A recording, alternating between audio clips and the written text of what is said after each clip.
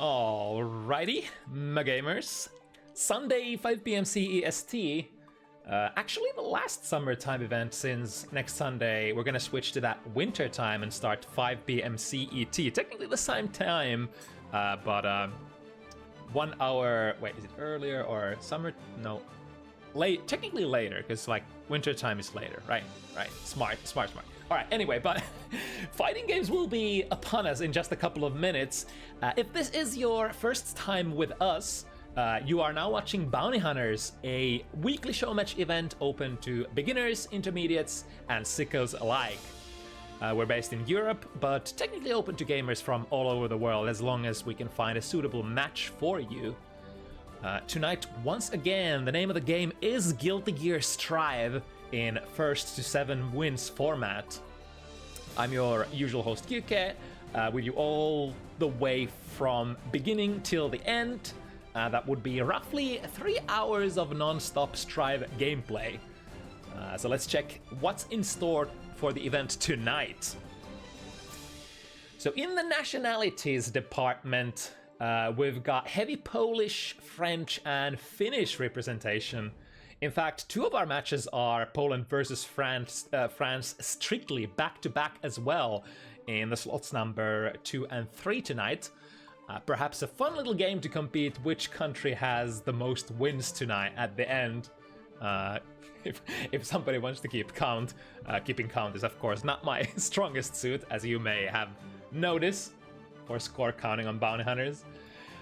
New blood pumping tonight will be, well, for one, our first matchup pair between Kilroy Gio and Nilutung Baiken, as well as Sharkovich Leo in the 3rd slot. I would personally like to extend warm welcome to all of the 3 newcomers and hope you have fun tonight. Hope everybody has fun tonight in general. For it's kind of what Bounty Hunters is basically about, having a nice split between casual and competitive, perhaps without the non-stop pressure of double elimination brackets. Yet, bragging rights remain, as FT7 is technically a less volatile format than double elim brackets. More than twice the length, theoretically, way more time to make adjustments, and you could argue, if you take an opponent down in FT7, that's a pretty decent distinction or pretty decent showcase that maybe you're him, or maybe you're her, or maybe you're just a god among, mortals. Who knows? Another really interesting match is on the second to last slot, as Daimster and Decoy, 2 top Dutch Jackos, go head-to-head in a pre-requested match. That's right, the fellas wanted to rock it together this week, and perhaps this could be an opportunity to check out not only who might be the strongest in Netherlands, but perhaps a unique opportunity also for the viewers to learn something new about playing versus Jacko. I know a lot of players struggle with that, especially on defense, which is very understandable. It do be tough when you're forced in that tricky situation with all of the gooners out and just not having a lot of things to do unless you have resources to burn. The skill tier will of course ramp up as we go through our roster. At the very last matches in the roster tends to be usually pretty hot, as is tonight. All of them like after the I would say of course all of the matches are super hot, but if we're strictly talking about who are those players who could perhaps take heads in double elimination bracket kind of events, who might make it to the top 8s, it is of course more likely than that the players appearing at the end of the list might be some of those, and it's pretty hot tonight for sure. We also have the Coughing Baby versus Hydrogen Bomb matchup, which is surely going to be fun, between Spades and Emu. And at the end of the evening, we'll get the pleasure of seeing HiWill's Elfelt once again. Rare footage of high-level Elfelt play. If you, for some reason, haven't checked out Pata's Elfelt recently in weekly tourneys. Right, but let's loop back to what we're starting with tonight. We actually have a decent amount of time still left, 5 minutes before go time. Let me get this out. And actually, let me make sure that... So it was Kilroy already in the chat, right? It's kind of cool. So this is Ukraine gaming as well. You know, as the tough geopolitical situation keeps up in Ukraine, still have gamers who, you know, are burning to play fighting games, and despite everything, just wanna have some fun. It's nice that we have Kilroy making it to Bounty Hunters tonight. Let me actually message Nilutung as well.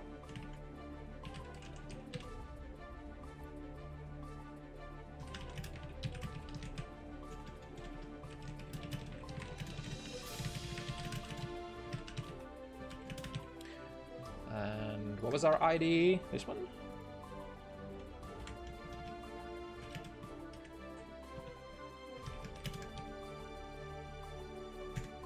There we go.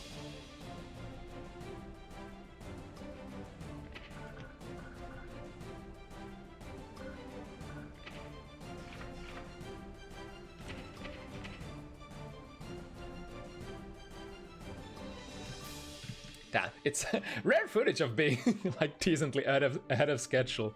Usually it's like hustling and bustling all the way through the end, and then it's like, damn, I gotta cut down on the smack talk. All right, but two completely new players, Kilroy, Nilutung, in a match of two characters that definitely want to brawl. Slightly in a different way though. Of course, Giovanna, one of the premium strike throw characters, has a lot of really nice advantages based on her mobility. I think the step dash, which can be controlled really well. You can cancel her step dash momentum, I believe, at any point of the dash into any button that you want. So you have that nice split between, you know, range and speed.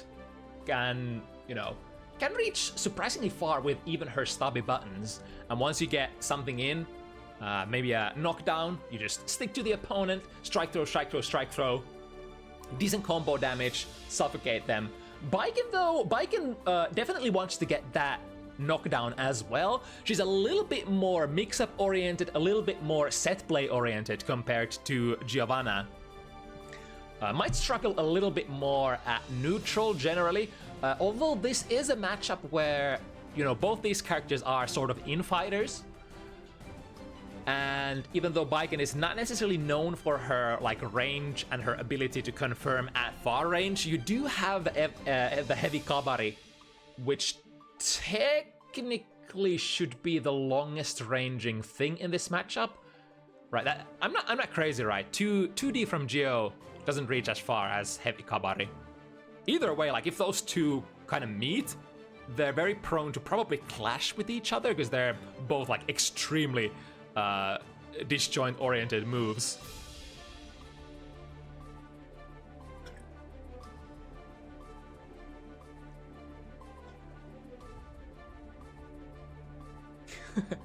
Been mentally designing a coughing baby hydrogen bomb alignment chart.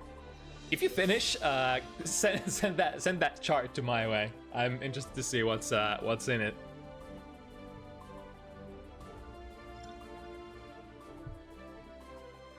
As per where the fight is gonna take place, there, I guess Baiken is. It's really hard to say. Both of these characters can be pretty decent from air, but generally both wanna be on the ground. I guess Giovanna would probably prefer to be on the ground a little bit more, especially since you could argue that she has a little bit more variety for approaching on the ground. And Baiken, of course, like, would love to get that instant air dash jump slash in, and make you block and go from there. Perhaps attach Xperience, have massive rewards. Air-to-air counter hits are also very nice for Baiken. It's hard to challenge her unless you're like point blank in the air, because, you know, like we said, Jump Slash has very decent fast hitting hitbox. Kind of hard to beat her out of it unless you're like we said, pretty damn close. But then Geo also has some really nifty air buttons. Like she's definitely a infighter rushdown type, fast good buttons kind of character. So she definitely does not lack the ability to fight in the air as well.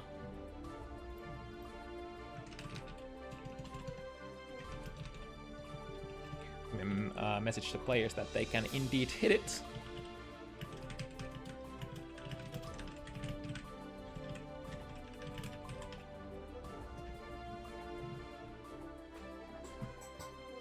Alright, revving up. The first matchup. Always actually love, like, no matter the skill level, watching Geo is super fun. Because, like, watching mobile characters is a lot of fun in general.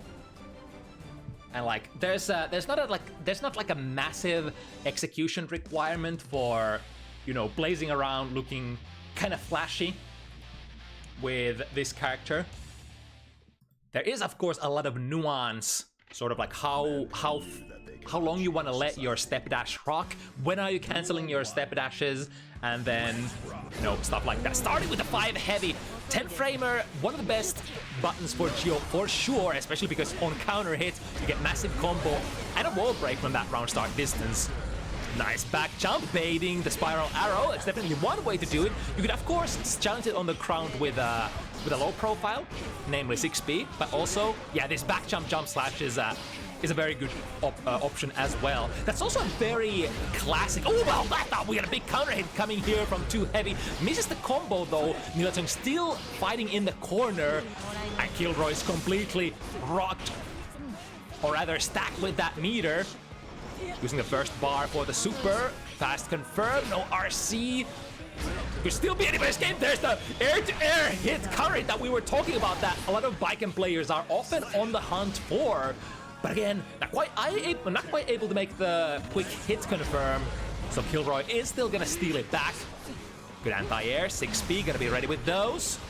Like we said, Baiken would love to do the instant air dash. There's a rare footage of, or rather a rare situation of getting an air-to-air button out there against that jump slash. You can also do it like this, air dash to the other side, press the jump slash. You could also use the, whatchamacallit, the, oh, nice parry. The, what's the air move called? Instant overhead Yozan, that's the one. The drive-by Yozan is also a possible nice whip punish there from that 6 heavy from Nilutung. Immediately ready to dash in and get a button in. Of course, Giovanna is pretty much built for that kind of purpose. Like, you whip basically any button that has like more than 20 frames of recovery against her, and she'll take the reaction whip punish against you. No doubt. So one of those characters who is very difficult to press buttons against or with buttons against. Kind of the same way as Chip is as well. Both players, lots of meter here. Oh, get the frame trap into the up dog. Both players needing at least one big combo. Neutral jump heavy. Misses the confirm, but there we go. 2S that Kilroy lands straight into. As yeah, definitely one kind of anti-air that we can use. Nilutung opens it up 1-0 back to back. There was a lot of back and forth there. A couple of dropped combos, but I mean, stuff like that definitely happens at rookie skill level. And it's sort of a thing that you shouldn't sweat too much. Just try your best, try to make your combos as consistent as possible, because it's often the case that the opponent will be dropping stuff as well. One way that certain players choose to go about it is, like, even if they drop combos, they never let the flow die. And speaking of the flow, checking the vibes here with the fully charged 5D, 30 frame reaction check. That leads into massive amount of damage. Plus frames out of the spiral arrow, frame trap, and we got so much juice here. This block string, unless Nilutung was able to get a reversal parry out there, would have probably kept going on and on forever with that 100 meters. Right, misses with the ender there, but still decent amount of damage has been done. The air axe kick preventing Nilutung from getting out of the corner. Very reasonable to expect that the opponent Baiken wants to try to jump out at some point and perhaps combine it with an instant air dash. There we go, out of there, completely flipping the position. Kilroy has a lot of meter saved up though. But it's very feasible, or rather, ooh, this is a misfire on the super, I think. Do we have the punish? Oh, never mind, we have 100, so we can actually bail out of that. Nice rising anti-air into another one. This is it, let it flow. Even if you've got only like 1 or 2 or 3 hits from your combos, don't let it bother you. Just keep the opponent in a tight position, in a tricky position rather. As long as you don't let your opponent escape the corner, like what are they gonna do? Their primary function is to try to escape first. Right, Kilroy getting, oh nice, I love that! If that was I think that was probably on purpose there, going for a very late meaty close slash to call out the reversal parry, which is one of the ways that you can call that out, performing like super heavy starter, slightly delayed meaties. There we go, the air to air once again! And that is certainly not on accident, because Kilroy has been doing that quite a few times already, going in the air. What is that button even? Is that that's not jump gay, is it? Because Giovanna has a lot of like multi-hitting moves in the air. It's sometimes a little hard for me to you know, recognize them from one another, because it's definitely not a character that... What interaction? 6 heavy active frames calling out the spiral arrow? I mean, it's... That could almost be feasibly reactable kind of thing. No, surely not. That's a very funky interaction that I've never seen before. Again, the back jump slash. Yes, indeed, keep bullying the opponent.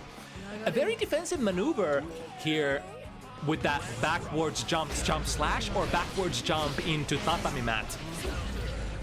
Classic stuff, retreating, inviting your opponent to come into your hitboxes, and trying to take as few risks as possible, because you are gets a 2S there in time just before that 5D comes online. Instant air dash, jump slash, or you already know. Burn the meter for a pressure, and then go back to... Oh my god, the 6 heavy again! Nilutung 6 heavy! It's footsies! Is it footsies? 100 meter once again to keep the pressure alive. Opponent in the corner. Ooh, I think that was a misinput initially on the reversal parry, but turning out to be a blessing for Nilutung. And again, God, I can't believe my eyes. 3rd time. It's real. 6 heavy footsies. Did Nilutung press the button though? No, can even neutral jump here, and that will be a clean punish here. Nilutung with stuff I've never even dreamed before. 6 heavy, is that a button? That's a button. I mean, there is no doubt that that wouldn't be a button, because it has been working so far. And as long as it keeps working, why should you change? It's a decently big starter as well, is it not? Considering like the amount, like the average amount of combo damage that you're gonna probably seeing from players at this skill level, getting like a massive 6 heavy starter into special, just like a special cancel, maybe like kabari is actually like honestly quite a lot of damage. Right, but plus frames and a guard crush. Leading to... Oh, I like that! Again, going a little too early, missing the meaty and faking it. Of course, you could argue this might happen as an accident or on purpose. I'm gonna go ahead and say on purpose here. Kilroy has been doing the same maneuver twice already. It's a very common RPS as well. If you've ever played against Baiken, it should be, you know, it should be no surprise that they are gonna try to wake up with that Hikari here and there. And the 6B gets Kilroy out of the sticky situation as far as real estate is considered. Kilroy with very little life here to spend. And charges the fully charged 5D. I think this doesn't kill right. Yeah, just ends it a little early just to guarantee the positive bonus and the sort of, is that considered a hard knockdown, kind of like a mid knockdown? It is a hard knockdown, but you don't necessarily have as many plus frames out of the finishing sequence of the fully charged 5D than maybe some others. Close slash flips the opponent around, prompting. Ooh, what's gonna happen here? This could clash actually. Note that Xperience just beats, attaches, and then gives Nilutung an improved combo. Good punish here. A little late there to punish the heavy Hikari follow-up. Again, the axe kick preventing Nilutung from jumping out. This time misses. Combined with FD, that neutral jump works much better to the other side. And now, close slash, misfire once again. And this time we don't have the 50 to cancel. Too far away to get a big combo though. 2S. But, you know, even if you can't get the combo, keep it flowing. As soon as Nilutung drops the combo, goes into the zoning position, air backdash into jump slash, what is your opponent gonna do? They are a rushdown, they have to get close to you after all. Nice read on the throw here, immediately goes into Hikari as well. And another one! No throws for the opponent tonight. However, the step dash 5 having a big counter hit, and Nilutung hits the burst button immediately. Understandable. That's like one of the biggest starters that Gio can go for. But this time went for the throw a little too early here, Kilroy, I want to say. RC conversion. Do we get the wall stick? 1-2. Not quite. But it flows. We have the pressure. Might as well test if the opponent is ready to bring in their prime defensive options. Jump slash keeps the opponent in the corner for a while at least. They're going back to back, fighting for the position. Back to the neutral. The axe kick is a little minus here, but the FD pushes Giovanna too far as well. Fishing for those heavy buttons, those 2 heavies, those 6 heavies. And then the jumps. And there we go, 2 heavy once again. And then the hit confirmed. Once again, miss on the juggle for the 2 heavy, but no worries. Nilutung still has the advantage as far as life go. Lands straight into the tatami mat. And keep up the pressure. Oh, able to throw the startup of the 2 heavy. Once again, Nilutung tries to reversal with a parry. Close slash super will ring. Unfortunately, to no ears whatsoever, for Nilutung has earplugs at the moment. I wonder if that's a missed input or because like what is the button for Giovanna Super? Is it S? Because I would imagine like the most common block string would be something like close slash, maybe 2S, and then heavy buttons. Ooh, again, this time, I like this adjustment from Nilutung. Has been getting caught by the sort of frame kill-ish, the too early frame traps. So this time just straight up presses button on their own wake up and gets Giovanna off like that. A little bit of an extension. Nice! The wall had enough damage there. So even though that was not going to be like too heavy of a hit confirmed, with the wall break, or rather the wall stick, is going to be enough to finish the round. Not able to. Ooh, okay. This time perhaps not too early, but too far away. Of course, it's a little tricky to control that step dash.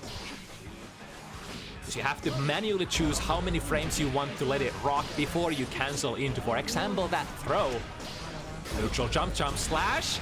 Able to get a little bit of distance, but this time the S button hit confirm into the dog spin. Dog spin? What's the name of that move? I can't remember. Dog spin sounds pretty cool though. We got up dog, we got, yeah, that one. Up dog, spin dog, all dog. Yeah, once again, ready with the 6B. The neutral jump works in Nilutung's favor here. And as long as that axe kick connects on an airborne opponent, it doesn't really matter. You're usually gonna get plus frames for that, even though not usually. Oh, is there. Yes, the 2P is still active.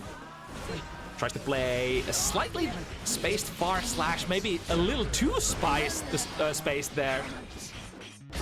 It's a good idea on that instant air dash, however, the Xperience able to recover in time. To the other side, missing with the special move, and there we go, the aggressive instant air dash in with, you guessed it, the jump slash, the startup of, or rather the starting point of many Baiken sequences in this game. And Nilutung starting to build a lot of momentum. Like, the games haven't been, you know, super far from one another, but I think it's especially the flow. It's like, even if Nilutung doesn't manage to get the full combos down, just, you know, the neutral, the defensive neutral, look at this. He's like basically saying, come at me, take a risk. I'm not taking too big of a risk by just moving backwards. It's one of the most, you know, one of the most effective layer 1 defensive gameplays that you can have in Guilty Gear Strive of basically any characters. This should catch the 2S though, yeah. Not too much disjoint on that move, and it's pretty slow on recovery as well. Uh-oh, but here comes my reversal. Your 5D ain't gonna do much here. Big damage coming through, and has an option to... Or can he get a setup of that? Might be a little tricky. Once again, the life situation is so even. Connects the Yozan close enough to the ground. I think the opponent was actually airborne there, so cashing in some extra amount of block stun as well. As you perhaps remember, in Guilty Gear Strive, if you connect anything on an airborne opponent, they basically get guaranteed sort of extra block stun added on top of whatever the... Actually, the move doesn't matter. It always gets applied. Like the same amount of frame advantage still gets applied no matter the button, right? Or does it depend on attack level? I think it doesn't. Either way, Nilutung, 6 points here.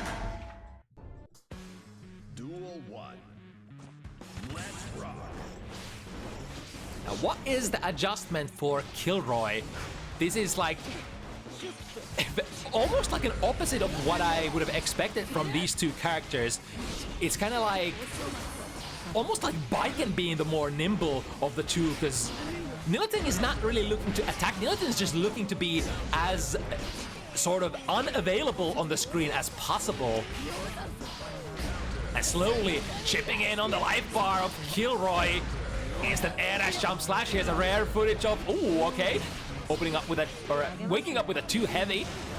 RC conversion. This could go to the other wall. Nice, the very slow delayed Oki option here. Calling out the parry, and then the jump slash again. Where is it gonna come from? There it's gonna come from. Perhaps exactly what the doctor ordered for Kilroy. 1 round up here on the game number 8. We absolutely need this for the pressure, or rather for the set to go on. The throw option this time. I actually like this. It's like Kilroy has missed the throw timing quite a bit on Oki. Even though you really can't do meaty throws per se in Guilty Gear, you can do quotations meaty throws, which is like you delay your throw by roughly 5 frames to wait for the opponent's throw window frames. And there we go, combining with the multi-low hitting move 2S. That's one of the reasons why Giovanna is so good with the strike throw. Not only do you have the mobility, not only do you have the, you know, the good strikes, but you have a really nice tool there in 2S. Multi-hitting lows can keep your opponent, you can kind of call out lots of different kinds of very high-level option selects and stuff out from the opponent, such as like fuzzy jumping or fuzzy backdashing, stuff like that. Even DP mashing. But now Kilroy fighting for their life. This is Nilutung's set point. Lands straight into Kilroy's close slash. Yeah, that's what we were talking about. A little too early once again on the throw. Did Nilutung press the button? Yes, they did. The startup of Kabari there, flashing before Kilroy's eyes, but it's not over. We are at a life disadvantage for Baiken. But 50 meter, ready to go. 1 hit confirmed. That could be it. That could get a wall. Not quite. Dropping them. This will miss, and no, never mind. The spin dog. The spin dog has enough of a hitbox above Giovanna's head, catching this jump slash coming in from Nilutung, and Kilroy is still alive. It's looking a little tough, but signs of life here. This should breathe a little bit of confidence for sure into Kilroy. There we go, Chase challenging air to air. There is, of course, an option to sort of not aggressively chase your opponent if they do want to retreat. You could slowly inch in. Oh, but that's a good instant air dash. Crush their guard. That's so many. Nair! Yeah. That's the throw timings. I think a lot of those throws have not been, you know, quotations checked very actively by Nilutung. It's more like Kilroy has been missing the throw timing. So if Kilroy manages to sort of stabilize the perfect throw timings from the throw setups, I think this matchup could just, for the merit of simply that, could swing to a completely different kind of momentum. Instant block there from that sequence looked really funky. Hikari with its disjoints, able to catch the startup of the spiral arrow, and now waking up with a throw. That will attach the Hikari. Oh, I'm gonna throw too. And again, the close slash miss, baiting out the reversal parry and then going into a big counter hit. However, would it catch again? It hits high, right? But this time Nilutung able to hold it, not press a button too early. Switch to the other side with the tackle kick equivalent from Giovanna. Caught the backdash with 2S. Like, even though 2S from Baiken has some difficulties converting successfully from, you know, decently far away, it's still like, it tends to catch a lot of stuff. Such as backdashes. Very important round here once again. Set point Nilutung, it's gonna be so for the foreseeable future. And now Kilroy, how are we gonna get out of this difficult situation? We have 50, we have full burst, but what we don't have is life. Don't dash. Oh, it's gonna miss completely, and Nilutung finds the successful hit. Brings it home, 7-2 in both of these Warriors' debut matches on Bounty Hunters. Quick and dirty. A fight between consistency. Who gets the more consistent combos? Who gets more of those very important neutral hits? Tonight is gonna be a Nilutung.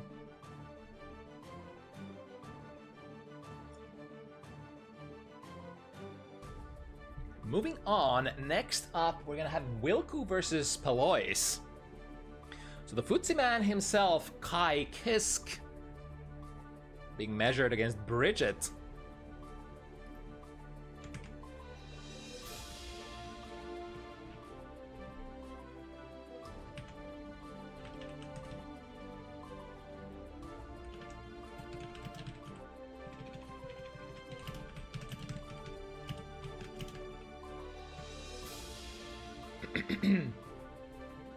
I feel like we watched Kai versus Bridget pretty recently. Maybe even last week. Let me check while we're waiting for the next pair. Yeah, good memory. It was Jangi Kai versus Rage Wolf Bridget. That felt like super fresh set, right? So it was Bridget's favorite last week in terms of, you know, how the set ended. But I feel like there's a lot of different ways how this matchup could go. And last week we were kind of latching onto the fact that Kai, even though Kai is technically not a zoner character, Kai has a lot of extra angles to approach from. Kai is one of those characters who can't really be zoned out per se, because he is a standard fireball throwing character. You know, you take enough distance, you can always throw a fireball on the ground. You can go airborne, throw a fireball there, and then not just a fireball, but you get a little bit of extra oomph for connecting that with your opponent, applying that shock state, and potentially powering up your quotation neutral skipping move, which is of course the Foudrearch. Although Bridget has a lot of really like high hitting moves, I feel like far slash, 5 heavy, and a lot of other of like the buttons that she would usually like to use are probably gonna catch Foudre Arc coming in. Let's see how the players choose to play it. Starting with a 6P right off the bat. 6P is gonna be a very important tool against Bridget. Of course, you know, for the same reason that Ooh, well, that thought! There's a big... Oh. Alright, Sacred Edge will be able to be blocked, but that shock state still applied. Backdashing into a far slash, into a conversion. Wilku is gonna build a lot of resources out of that. We got almost full burst and tension. Going into it right away. Jump D perhaps was meant to be an air throw. Missing it, getting a strike instead. Usually, like, the strike version is better if you actually... Oh, look at this. Far slash, big range, just waiting for Paloys to land into that. Nice on an airborne opponent. That Foudre Arc usually gonna convert really well. Don't even necessarily need the shock state to be applied. Oh, the shimmy from the rolling movement. I like that. Paloys with the movement. However, Wilku missing the super, but Prey still in the corner. So technically this should be a better situation for Kai until we're getting back thrown and we're getting pressured, we're getting wall stuck, and then through the wall hard knockdown. Lots of resources coming in. Last week this safe jump situation was pretty in favor of the Bridget player. If I recall correctly, it's a little tough to play the safe jump for Bridget against the 9-framers, right? But because Kai is slightly slower startup, Dragon Punch, it should be slightly easier, right? Too close to make the 2 hits of the slight connect, but then converting into a full 5D launch instead, dropping the combo.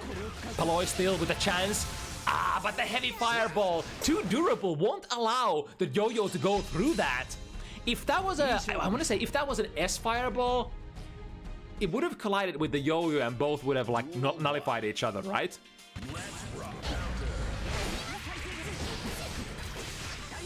Oh, of course, let me reset the scores as well, and God, I'm so bad. There we go, and was Wilku who had the point, right? Yeah, with the heavy stun edge. Sorry about that. I forgot to update the names. 2 in the heat of stuff once again. All right, forcing value out of that yo-yo coming back there. Nice read on the throw. That's gonna give you big jump in combo. Paloys has the nice knife there. Sees the fireball coming in, and what's the universal option against fireballs in fighting games? Jump over, and in Guilty Gear games specifically, instant air dash always gets you there as long as you're reading it. And suddenly, look at this, life disadvantage is even. However, look at that yank out of the sky. That was very, very far away, Paloys.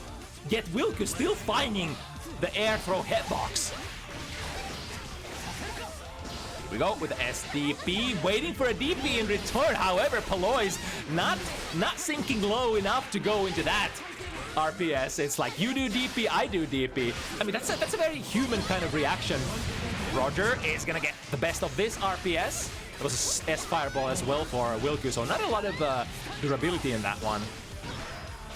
Takes the throw. Of course, throw is very dangerous to tech in this game because it does put you in a counter hit state.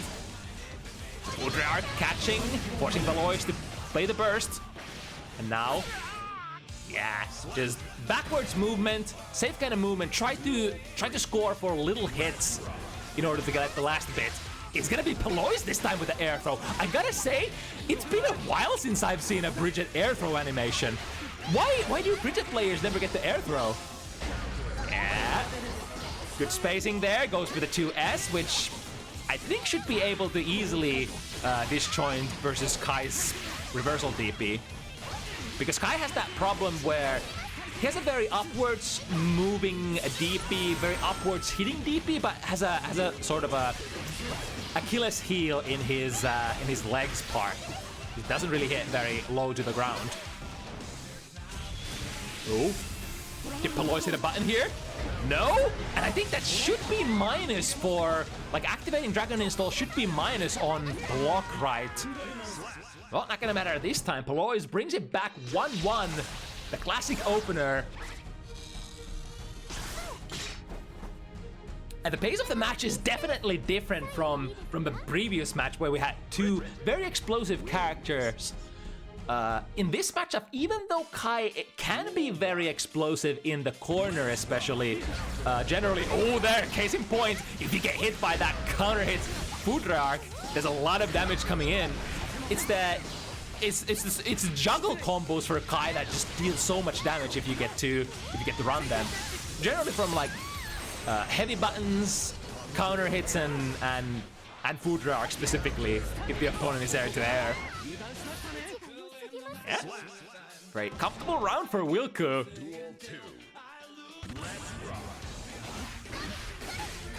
Alright, with the active yo-yo toss, not gonna have a hitbox coming back, which allows Wilku to throw a couple of fireballs. First to fish for the big Fudraark hit again. Paloys barely able to dodge it. Punish here on the stun dipper. Let's see if if Paloys wants to take the wall break. Yes, indeed. But that would probably require a Kara cancel right there. Slightly unfortunate that the Kickstart My Heart hits multiple times and allows you to sort of abort the sequence somehow if you want the clean wall break. Ooh. Show them the leggy. Might have been even slightly delayed.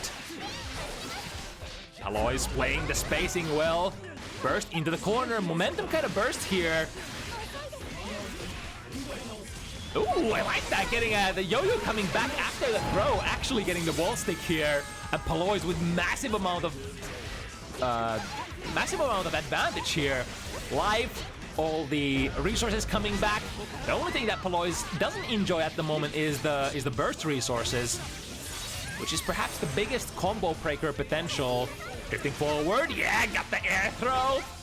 We'll have decent amount of resources coming in as well, but you would usually love to connect something with your opponent, some kind of strike to supercharge the meter build that you have on a positive bonus. Because, like, if you have positive bonus and you're just hanging back, you're only gonna build so much. Of course, it is fast meter build, but compare it to how much meter you actually build while you're landing normals on the opponent on block while the positive bonus is active. Generally, that's like the sort of victory condition that pretty much any Guilty Gear Strive character wants to be. Nice air-to-air, clean. Is Paloys gonna burst? Yes, indeed. Just waiting for a good turn. Yo-yo coming back, enabling the juggle. No 50 meter yet, so Wilku probably won't be able to, gamble with the fast starting sliding move. Stun dipper with a good conscious. We do have 50 here though. Immediately goes into it. Yeah. And it's certainly a neutral dominating option. For the same reason as why 6P works so well against Bridget's pokes. Because they're high profile. For the same reason, the stun dipper is quite powerful as well. It tends to go under a lot of things. And Bridget would usually love to use her standing pokes more than the crouching ones. Like, I mean, 2S is by no means a bad poke for Bridget, but it's kind of like it's outside of the immediate like super strong stuff that Bridget would like to do. It's kind of like a counter option. If your opponent is trying to counterplay your far slash short 5 heavies or your yo-yo tosses, that's when you go for the 2S. Ah, that's a big hit. Yeah, back to back Fudraarks. Wilku fishing and pulling in a decent catch here. Pretty much on every single game so far. I mean, if Wilku keeps scoring that Fudraark hit at the frequency that he has done so far, like there's no reason to keep swinging with it. It's basic math. Speaking of basic math, this is gonna be big. The heavy fireball, maybe not close enough to the corner to get the optimal combo this time. But still, air to air, that's a big one. Going into the loop and Kai kiss down my hair. Another reason why Kai is so, why Kai just loves zoning the opponent in the corner. Nice air yoink. Working with the corner carry. That's gonna be lots of plus frames. Not only chalk state, but also the opponent was airborne, so extra amount of block stun there. Yeah, once again, even if you don't have the shock state, airborne opponent, but nice fuzzy jump out of the throw. Paloys gets all of that real estate and that damage as a reward. There we go. Yeah. Exactly like we were talking about. The far slash is able to get there in time and anti-air that food rearc because it does hit so high. It is a very slow startup move though, so like unless you're using your P buttons, you shouldn't be able to on reaction catch food rearc, right? So it's sort of like a value proposition between reward and damage. Reward and making it reward and consistency, I guess is a good way to put it. Because like, of course in fighting games you would never like to do anything as a hard read. You would like to react to as many situations as possible.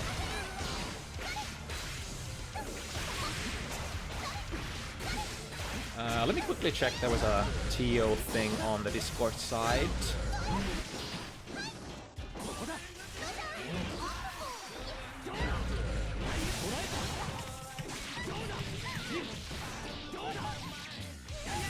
Alright, sorry about that. So back into the game, Wilku with a big combo and a wall break just barely misses the 6B.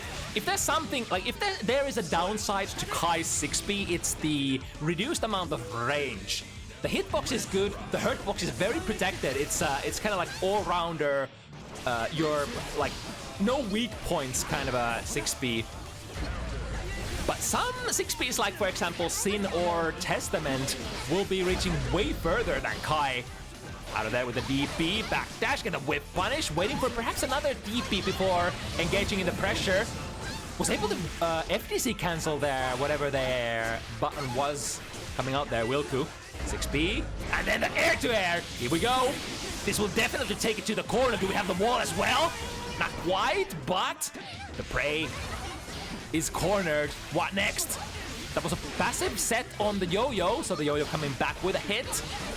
And Paloys now goes, because that was a gold throw, gold burst. Actually able to avoid it completely. If that was a blue burst, that would have definitely landed on Paloys. But the backdash in that situation, able to avoid the gold burst. That's kind of another value proposition. If you go for the gold burst, the reward for hitting it is massive. You go into positive bonus, but then the downside is it might be baited if it whiffs, if it doesn't land on block. Has the 50 meter as well, and the soft target. That is Bridget. Gonna be able to be eliminated off the wall with that with the Sacred Edge. Ace traces the opponent in the air once again. Backdash out of the throw. Playing with the fundamentals, sees the yo-yo being set. Air dash in. And now any hit is potentially going to be very, very lethal to Paloys. Plus frames for Kai, and the frame trap into a big counter hit. What's that called? I always forget the special, the name of that special move. Food rearc and... Damn, I'm gonna remember it at some point. Either way, the frame trap special, the pressure ender. It's 6B. Set up the yo-yo. Yep, that's gonna be a safe jump. Very important. Put that on the table so that the opponent doesn't get too frisky with those setups. I think in general, like, a lot of... Ooh, I think Paloys might have been baiting here. Yes, indeed, RC is possible, but this is extremely expensive. Not only the 100 meter, but Wilku spends another 50 burst into it as well in a desperate attempt to just close it out here.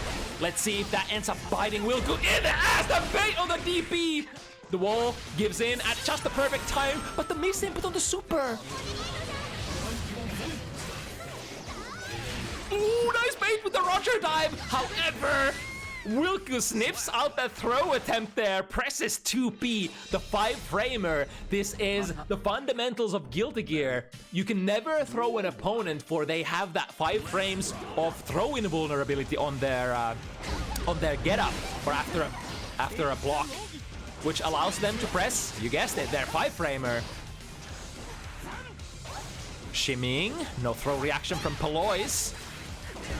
Oh, okay, the 5 heavy here, working as a makeshift anti-air. Big corner carry, we have the meter. To keep the pressure going, this will be a safe jump as well as a sort of a mix-up as well, I believe. It's the big tech. And then with a small micro dash out of the corner, this could be bad for Paloys. Gets counter hit. Can't get counter hit by those special moves. OTG, Dragon Install should be advantage for Wilku still. Yes, indeed. Now, this mode allows you to chip quite a bit. OTG is enough. Too heavy as well. Is that too heavy might be the hardest hitting move that Bridget can do as an OTG, so good choice there.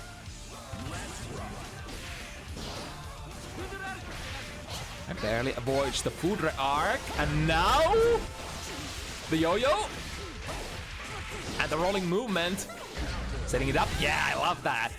The dash forward, predicting that the Bridget is gonna go into the rolling movement, which she can always do if the yo-yo is set somewhere on the board.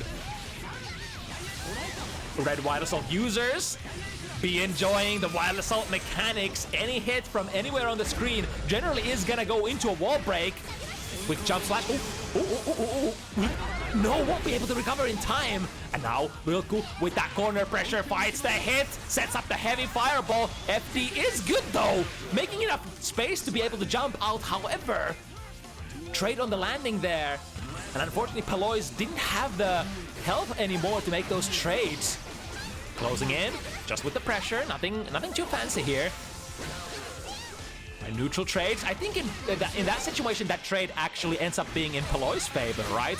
Because you had the shock state on you that will expire once you trade.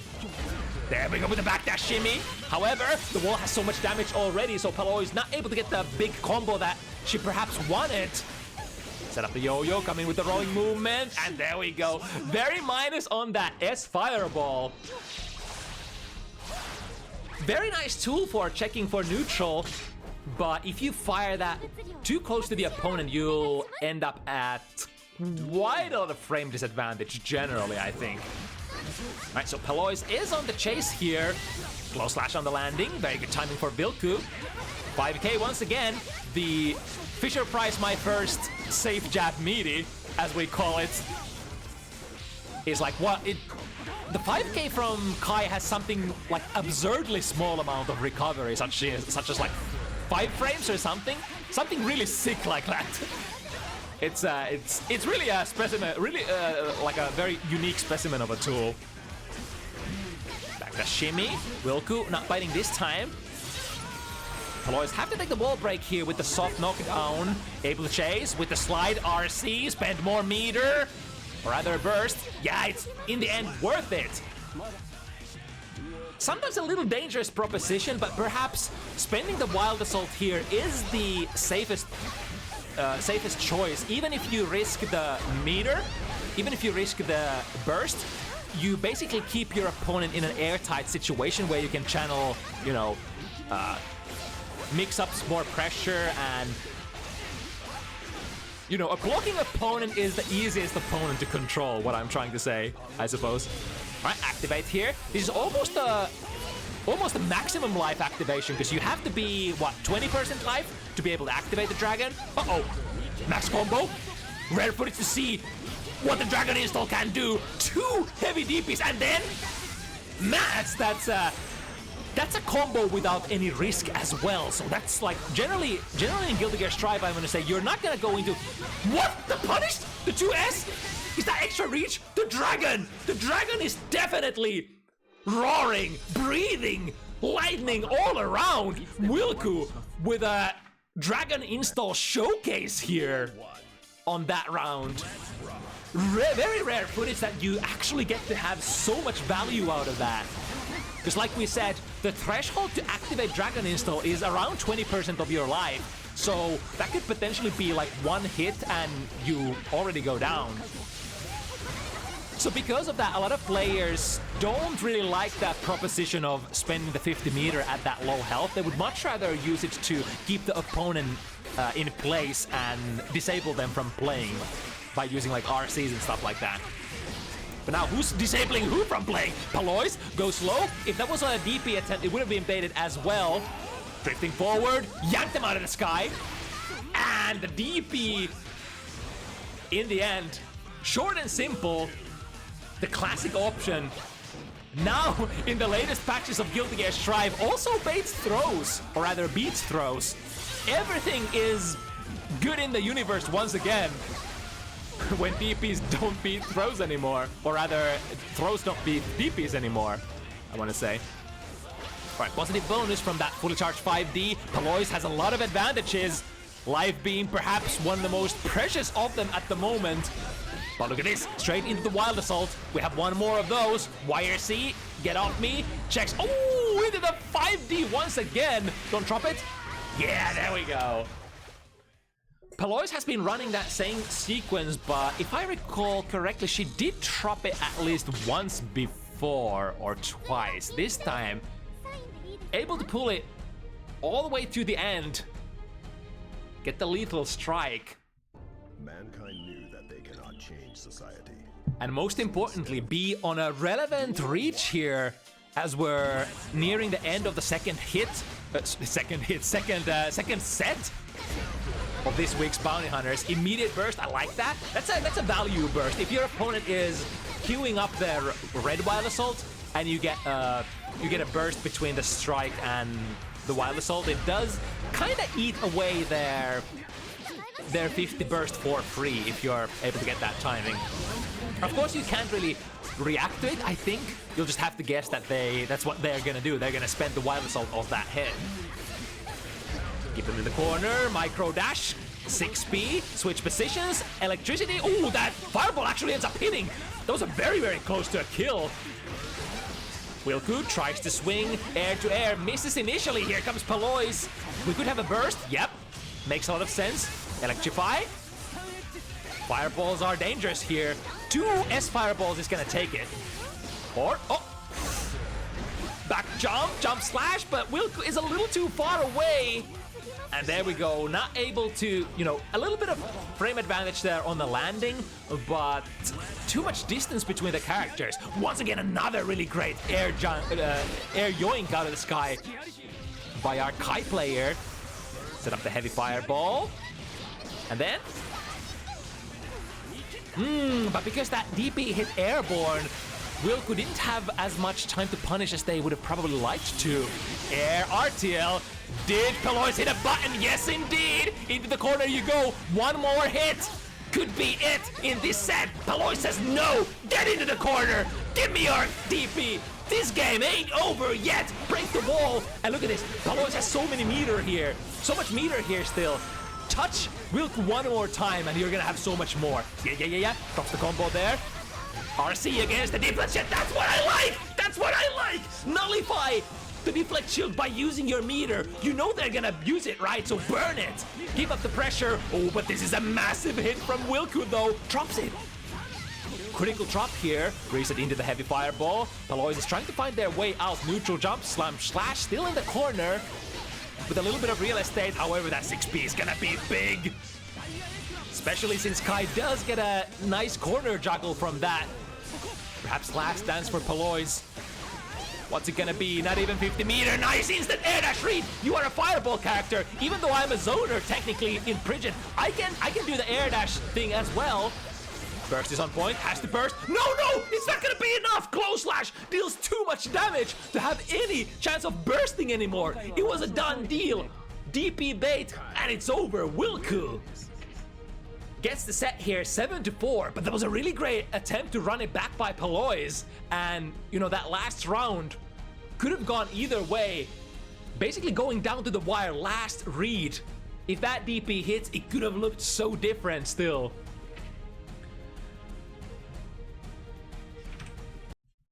But yeah, really clean control back and forth here.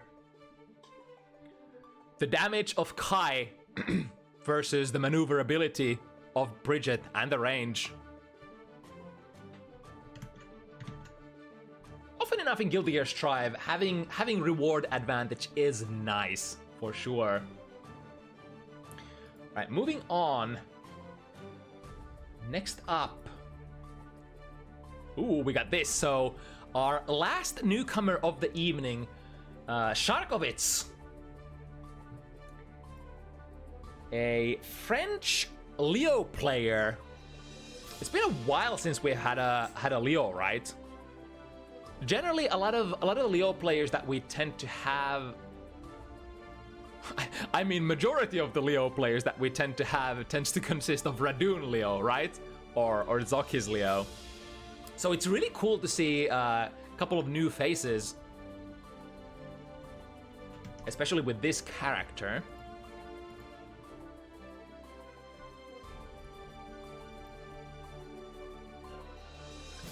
Right, so rumor has it that it can be a little tricky to get in as Leo. As you might imagine, Leo is the resident infighter here. Of course, both characters can work as infighters, but Nagoriyuki has that lovely sort of dynamic between the low blood and the high blood. When Nago is low blood, he can perform basically the strongest special moves available in Guilty Gear Strive. No questions asked. Beyblade, Clone Fukyo, really hard stuff to challenge. Even the DP, you could do something like Fukyo forward into DP, that hits really high in the air, and if they're trying to, you know, neutral jump or air backdash your Beyblades or stuff like that, that DP is gonna catch them, pull them back onto the ground, and then you're guessing for your life. But then, a lot of those super strong special moves cost a lot of blood, and the higher your blood gauge, the more you're transitioning from being a rushdown character to being actually a more of a keep away character. Perhaps some would even say a samurai showdown kind of a character, where you're going to lose your combos, except maybe some like big counter hit confirms. But on the ground, for more or less, you're gonna lose your combos, and your hits are gonna consist of something like 2S 5 heavy into Fukyo, 5 heavy into Fukyo into 5 heavy. Is like you're just playing the spacing game, and you're taking single hits at the opponent. Of course, those combos still hurt relatively a lot. With like 1 or 2 hits from Nago's heavy buttons. Right, but Hikari, as well as Shark here, on our third matchup of the evening. There we go, perfect spacing there on the 2S. 2S surely is gonna play a massive role here in this matchup.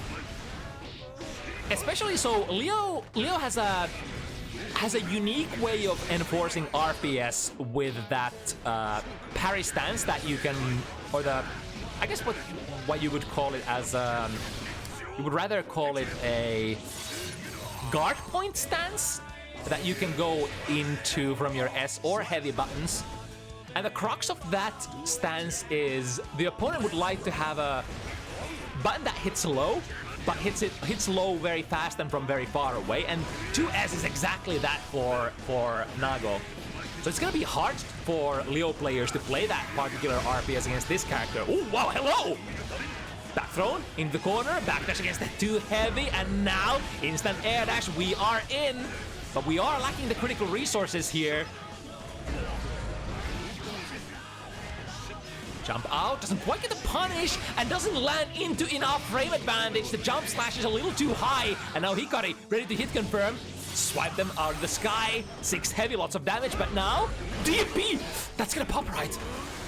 Is this heavy fireball? What? Ooh, I was about to say, is this gonna be a Twitter combo? 0 life, 2K goes after the 4! Any special move or block would have been a kill for Shark, because that was a pop, and that will take Nagoriyuki usually basically to 1 hit point exactly. To the other side. Yeah, very hard to see. Even if your back is against the corner, that Berserker Slash will take you to the other side. That's a lot of blood going in and a lot of blood going out.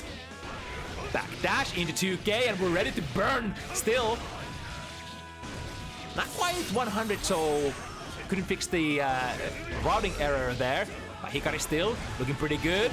And even more, ooh, well-placed DP there. Gonna pop as a reversal. Shark, not unfortunately looking at the meter. This is a punish, yeah. Takes a slightly small punish though.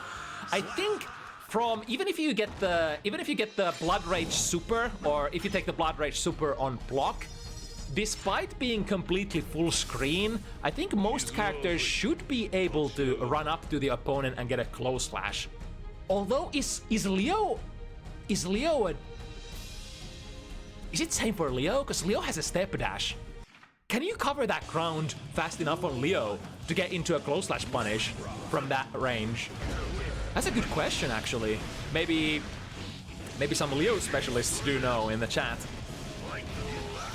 To the other side, overhead, immediate burst from Hikari. However, Shark mixing it up, banging on the jungle drums, as you do with Leo White Fang. Now, massive life advantage here for Shark, but blood is open for Hikari, so you know what this character can do, this character Nagoriyuki, and the explosive stuff that is available to him on low blood.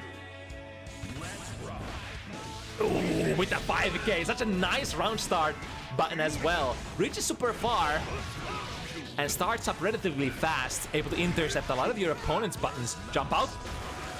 Ooh, that should be still a punish. Goes for a throw instead of a close slash. As a dangerous proposition there.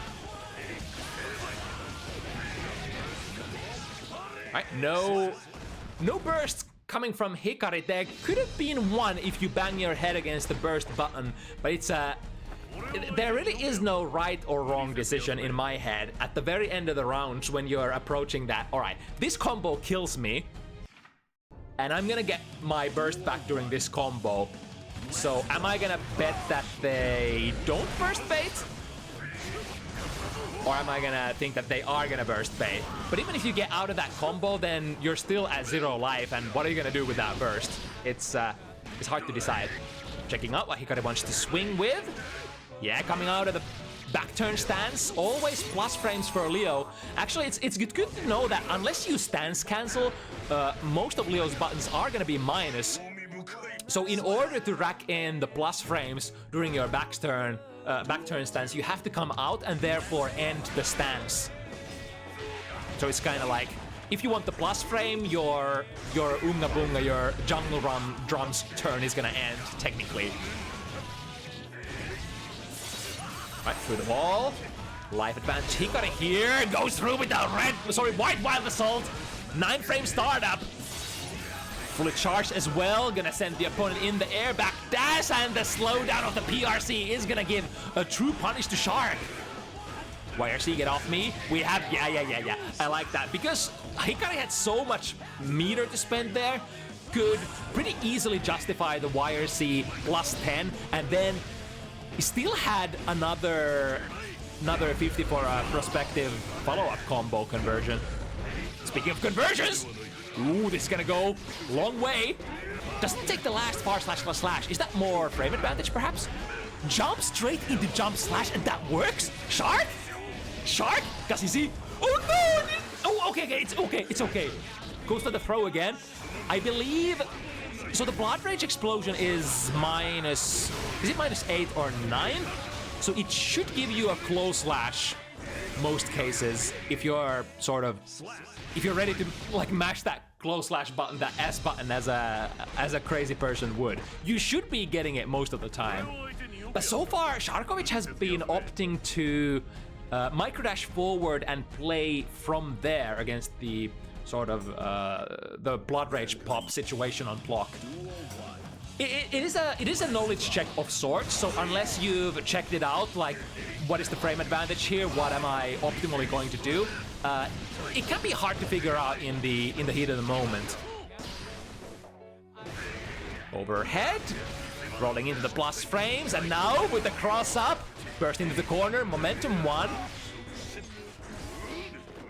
Nice. So the heavy buttons, especially like 5 heavy, lots of recovery. So if you ever jump over one, you could think of like Nago's far slash and 5 heavy buttons as kind of fireball functions. So they have a lot of reach. They are able to tag the opponent from very far away, but they're also slow on recovery. So if your opponent is jumping over it, you're probably gonna get punished. Right, from a very brave challenge here to a full screen corner carry. Misses the 6 heavy. Ooh, there's a lot of blood burn. Is that gonna pop? Nope. I think the 5 heavy, yeah, is just enough. Blood suck. That, oh, that's gonna pop though. Oh, but the fireball! The fireball ending the stun state. Is Shark still gonna be able to get it? Overhead, convert into a hit. That should kill, right? No?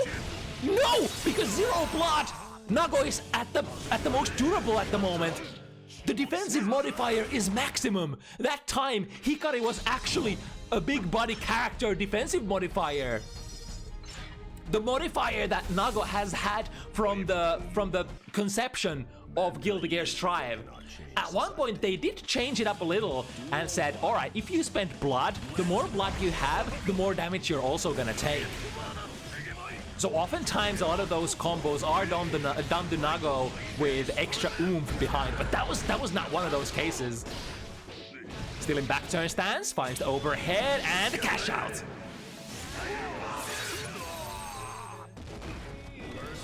Now going to the other side, but that was not meaty. Generally, you should not be able to throw that if the Leo player sets it up perfectly as a meaty cross-up. But, you know, human error is definitely a thing in fighting games. There's a really nice blood relief here for Hikari from that blood-sucking universe. I love that. Slowing the frames, poking, and because that makes the startup of your opponent, I think roughly like 2 times as long, we'll be able to recover from that 2K in time. I think Nago's 2K has a pretty protected hurt box as well. I've been lamenting how, you know, I can't DP into it as Sin either. Very nice fight through the fireball. Nago is actually one of the best characters in the game for challenging those, you know, S fireballs and heavy fireball starters from Leo. Ah, into the big, oh, sends up the popper. Okay, into a DP. But Hikari has so much life still left to spend. Gambling with the throw pays off, takes the driver's seat, at least for a moment here. Slowly transitioning into the mid-game matches. On our 3rd set tonight, Hikari and Shark. The RPS is developing. And let me tell you, these 2 characters have a lot of RPS to go around. Very explosive RPS as well. Look at the respect here, waiting for a couple of frames and then sweeping it to 2S. And now from a 5K, forward moving. Oh, hello, which side? I thought I saw Shark go to the backside for a moment there, but no, appearing on the front still. Conversion. Oh, okay, we're coveting the corner. Should almost be a wall break, not quite. Getting a couple of heavy swipes in to relieve that blood pressure. But no dice. Ooh, wait, did Shark actually nullify the white wild assault there with the parry stance? Or did I just see it wrong? Right, anyway, backdash out of, that's a very brave backdash. I think back turn S should have pretty decent amount of active frames, making it very difficult to backdash, although Nago does have a very good and active backdash as well. DP against the S.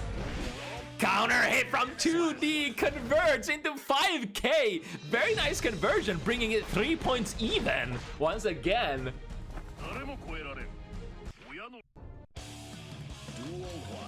Yeah, definitely. It's like if you have the life lead situation, it's kind of okay to pop as Nago because you're gonna get so much oomph out of that.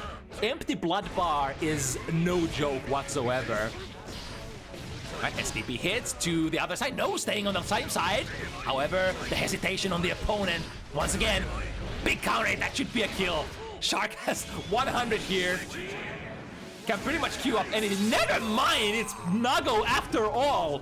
I mean, technically. Oh! Chip damage attempt. Damn, it's that there's a lot that happened during that moment. I think Hikari could have easily just held onto the FD and waited for for, you know, Sharkovic to land out of that super, but, you know, in the heat of the moment, sometimes you gotta make the decision, the hard decision. And I think Hikari played it as if I don't have the tension anymore, the FD against that super. Gets the YRC, baited, and has to take this soft knockdown. So I think Hikari is probably pretty okay here, especially since they have a lot of resources. DP against -3, all right? Even though I'm plus, I will still DP. Although technically that makes sense because Nago also has some pretty good RPS from that minus frames. All right, new try. This time Sharkovic had the RC though. This time there were layers upon layers after that weapon X was unleashed.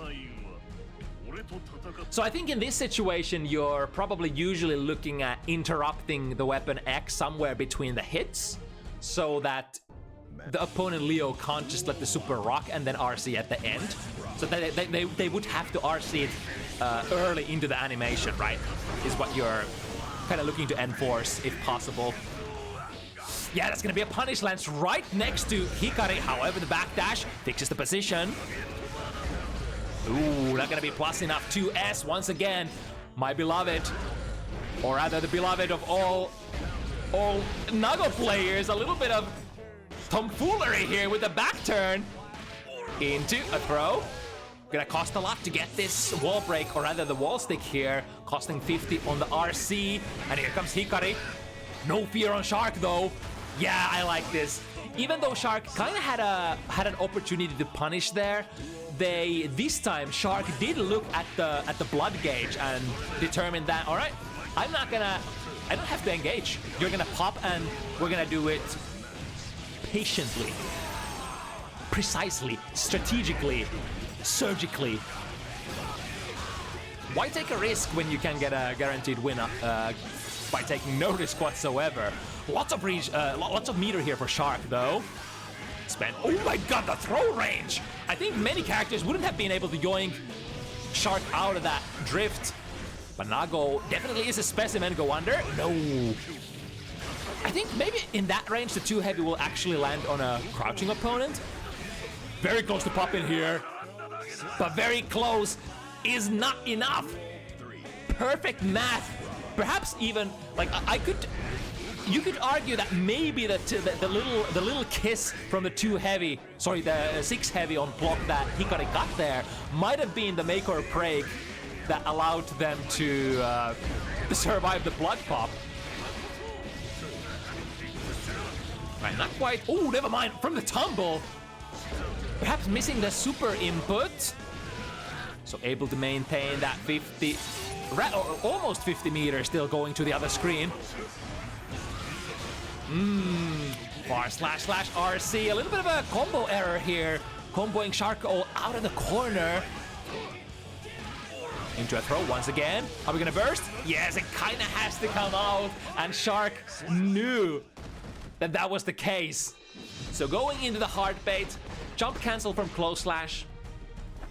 Yeah, it's the RPS that is very, very familiar to many Guilty Gear Strive players. Ooh, that was a fully charged wide wild assault. Did get the pop-up, but missed the combo timing. So now Shark is instead on the driver's seat. Misses with the guard crush slam to the other side. Back turn B, still one of the best anti-airs in the game. Wow, all right, from the backwards Fukyo hitting a 2S. And that 2S, even though it has some of the best hitboxes that Leo has for his buttons, it has a very limited range. So it kind of works as a counter poke more than sort of a okiwaza. Like a, what's it in English? The like space controlling tool? Space occupying tool. That's a good translation. Right, through the wall once again. Hikari is at a very noticeable life disadvantage. And the 2D skips a hop over that 2S. We were talking about the effectiveness of the 2S in this matchup. However, Leo Whitefang does have a very high risk way to call it out, I suppose. Is that always the case? Are there no frames during which 2S from Nago can beat that 2D? I think I've asked this question before, and Nago heads did say that there are some frames where the 2S can still catch, depending on spacing and everything. Right, 6B, just reset the pressure. Ooh, the 6 heavy was probably meant as a spaced option to counter reversal DPs, but a little too far that time. Into the back turn stance, overhead. Never can react to that. And the super should reach high enough, right? Yeah, very easily. Now Hikari, in a little bit of a problematic situation, just presses bar slash in that situation, no fear whatsoever. And of course, I think that's the kind of mentality that you have to have in this situation. It's tough spot. You're in a set point situation, your opponent is about to eliminate you. There is no time to fear. The way is forward. We have to blaze on. But ooh, trade there with a DP, that's probably good for Hikari. Until the burst is queued up, but the RC will be able to check for Shark that there is indeed nothing to hit, no weight behind that strike. That means they're either wire seeing or bursting, and that will be the death of Hikari for this set. Shark, in their debut match on Bounty Hunters, able to end the win streak of Hikari, if I recall correctly, on a 3 or 4 game win streak so far. So finally meeting an opponent able to put an end to the deadly march of Hikari's.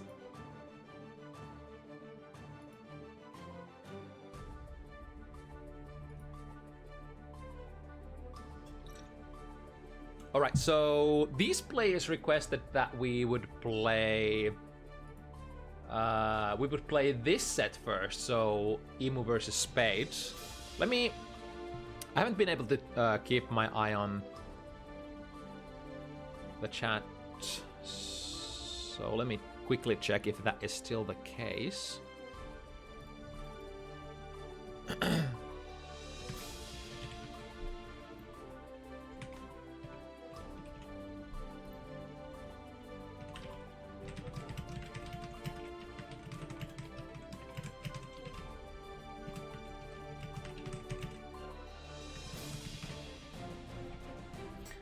So sending a query to Spades and Emu if they are indeed ready to go next.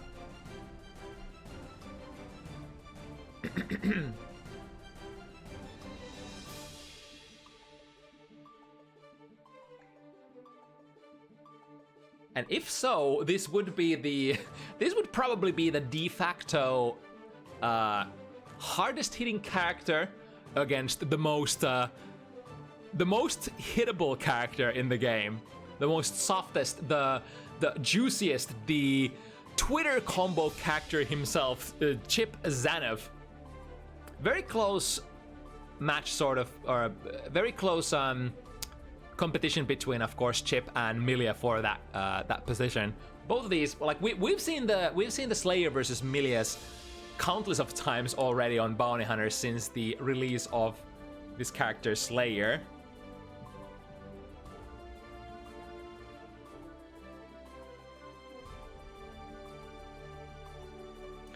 For Chip, though, I think we haven't seen too many Slayer versus Chips on Bounty Hunters, right? Right, so let's see. Emu said that would need about around 5 minutes, which is okay. We can certainly talk a little bit smack about the characters as well as the players. So as for Emu's opponent tonight, so Spades has a very particular archetype of characters that they love. From what I perceive is Spades probably loves characters that enforce RPS, characters that hit hard, characters that are a little bit different in how they flow compared to some standard characters. So the two biggest characters, or the most common characters that Spades plays, usually it's the Anji, which Spades started playing Guilty Gear Strive with, and lately it's been also 50-50 between Anji and the Slayer. And in my head, Anji and Slayer are rather similar characters. They enforce their game plan, they enforce their guessing game, their own kind of RPS dynamic, no matter where the fight is basically on the screen. And let me extrapolate on that. So Anji can always initiate the RPS by spinning, and if you choose to not strike at Anji, you're basically not striking at Anji. The default state is usually gonna be that your character probably has better pokes than Anji for neutral. Like, Anji's not really, like, he doesn't have bad buttons per se, like far slash, very fast, good hitbox, okay reach, but it's nothing special. And I think most Anji buttons are like, they're just nothing special. They just hit hard, they do a couple of jobs really well, but a lot of a lot of characters in this game have really, really fucked up buttons. And if you don't have fucked up buttons yourself, then your just okay, average, kinda good buttons are just nothing. And Anji kinda inhibiting that role in Guilty Gear Strive. So a lot of characters would love to swipe at Anji because of that innate advantage at neutral. However, Mr. Mito has the gorilla spin. If you swing into the spin, your best case scenario for you're gonna be laying on the ground face down. Worst case scenario, you're taking a close slash from Anji as a starter. One of the hardest hitting characters in the game. So against Anji, it's always an endless like timing of trying to thread to the needle, trying to hit, find your timing. Like, all right, is he gonna dance here? If he dances here, is it gonna be the fast dance? Is it gonna be the fully charged dance? Like, where's the first punishable frame gonna be? Should I delay? Should I go? If you hesitate, then Anji is actually gonna dash at you and press those buttons, and like, that doesn't feel good. It's like, I shouldn't lose the neutral like that. So that, in that sort of way, Anji always forces RPS on you. And then we have Slayer. You might guess this already, but you can't not, at the same time, you can't not hit buttons against Slayer. If you hesitate, if Slayer goes Dandy Step, Master's Hammer, you block that, it's over, right? You've all been there. Minus, what is it? Minus 28. Your guard broken. Slayer can 6-6 twerk on you. Am I left? Am I right? Then close slash, shit ton of risk, and it's like, man, oh man. You're usually just completely fucked if you take a Master's Hammer. But the Master's Hammer is like, it's not the only thing that can happen, because Dandy Step has so many different follow-ups. And you can't really exactly distinguish between, like, perhaps Dandy Steps or forward dashes or mappas for that matter. And speaking of mappa, you can't not hit buttons against mappa, right? If Slayer is at that perfect spacing from you, that spacing where he gets plus frames, you can't be there. You can't let Slayer have plus frames, because you know the fucked up kind of things that he does to you. So you kind of have to try to challenge Mappa, try to challenge the stronger plus frame deriving options from Dandy Step as well, namely the Master's Hammer. But at the same time, you have to somehow not get hit. And it's so easy to get hit against this character. Now, going into this matchup, I think the upside for Chip, if you get to run pressure, it's pretty good. And here's why. One of the favorite buttons that Slayer would like to interrupt pressure with is Too Heavy, which is mechanically a 5-framer if you're crushing lows, right? The low crushing feature of Too Heavy. The low crushing feature of Too Heavy starts at frame 5, but Chip doesn't do lows too much. Chip's favorite button is 5K for pressure, so 5K doesn't give a damn about Slayer mashing too heavy. So your go-to pressure would be pretty okay against Slayer. It doesn't mean that it's not dangerous. Ooh, nice jump out there! That's exactly the one thing that you want to try to, and the 6P as well. 6P always working against any mappa. Uh-oh, chip damage danger!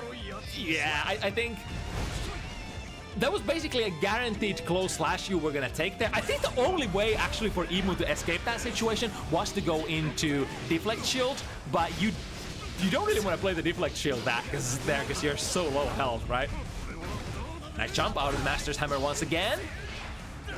Now, the very delayed low.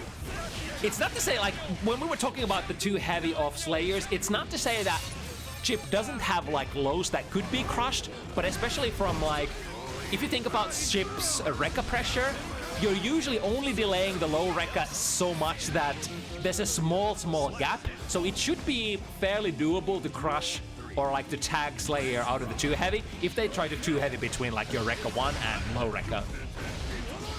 Right, the Master's Hammer radiating forwards, knocking Emu down. However, Emu on the warpath here. Don't have to break with the soft one. And now Spades, not even 50 meter to spend. You can pretty much do anything here. Just a safe jump into another wall break. Off the super kind. Yeah, with the Kara cancel. This time Spades has everything.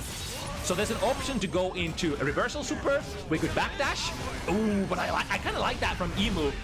At the same time, I love that and I hate it because that Alpha Blade makes sure that nothing... Oh, which side? To the other side, cross up, that should be a kill, right?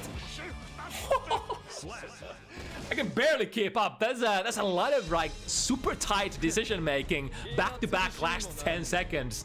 And Emu is gonna be the player who grasps the first point here on this super exciting set here. If nothing else, basically all of us, me, you, everybody at home, are gonna be, for the duration of this whole set, are gonna be sitting at the edge of their seats and hoping that this doesn't happen. One hit is usually what Slayer wants. It's like either it's gonna be a two-touch world most of the time against Chip, right? Alright, but you have to feel no fear. Sometimes you gotta call out those very risky options, those hard-hitting options from Slayer. And Chip definitely has the consistency of the tools. I think Chip is theoretically, on a theoretical level, the perfect character to play against Slayer. On an actual level, though, that doesn't kill, right? Oh my god, it almost killed, Jesus Christ. Emu, with all the resources, what are we gonna do? Gold burst. That was a costly far slash whiff, because now you're taking pressure from the vampire. Immediately, I think the only way to get out of that was to probably recognize that, fuck, I missed. PRC, drift backwards, take it all back, give me a redo. Yeah, immediate burst there. Wait, that was that one too heavy? And that's 1/3 of Chip's life? Was that one hit? Oh my god. I hate this character Slayer. Alright, wire C into plus 10, drilling that with a jump 2K, and then what's the pressure gonna look like? Get the throw. Spades has 50. Interesting. So that clone does immediately stuck to the wall, tries to go B-dandy into bump ahead. However, Emu doesn't feel the road bump at all. That misses, right? Yeah. So if that was any other reversal super in the game, the shuriken would have probably killed, but because Super Mappa Hunch travels, it basically teleports forward really fast. It's gonna completely sort of avoid the interaction there. To the other side, big frame, trap counter hit. Not the most successful conversion, but you know what they say. If you drop your conversion, just keep the flow going. Just keep the vampire blocking. If there's one downside to Slayer in Guilty Gear Strive, it's the lack of defensive options. Slayer has always been one of the most annoying characters in Guilty Gear history to play against because of those unique defensive options. But this time, Slayer kind of has none, or technically has the same option. Oh, nice there. Able to. So the deflect shield pushing Spades far enough away so that the pile bunker actually whiffs. It's a very interesting kind of situation if you think about the momentum's going back and forth. Wow.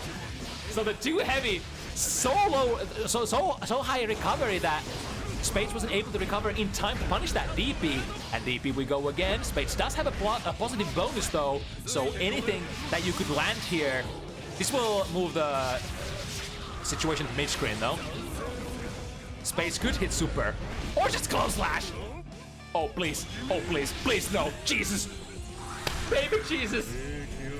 And Holy Mary, please no. Please no.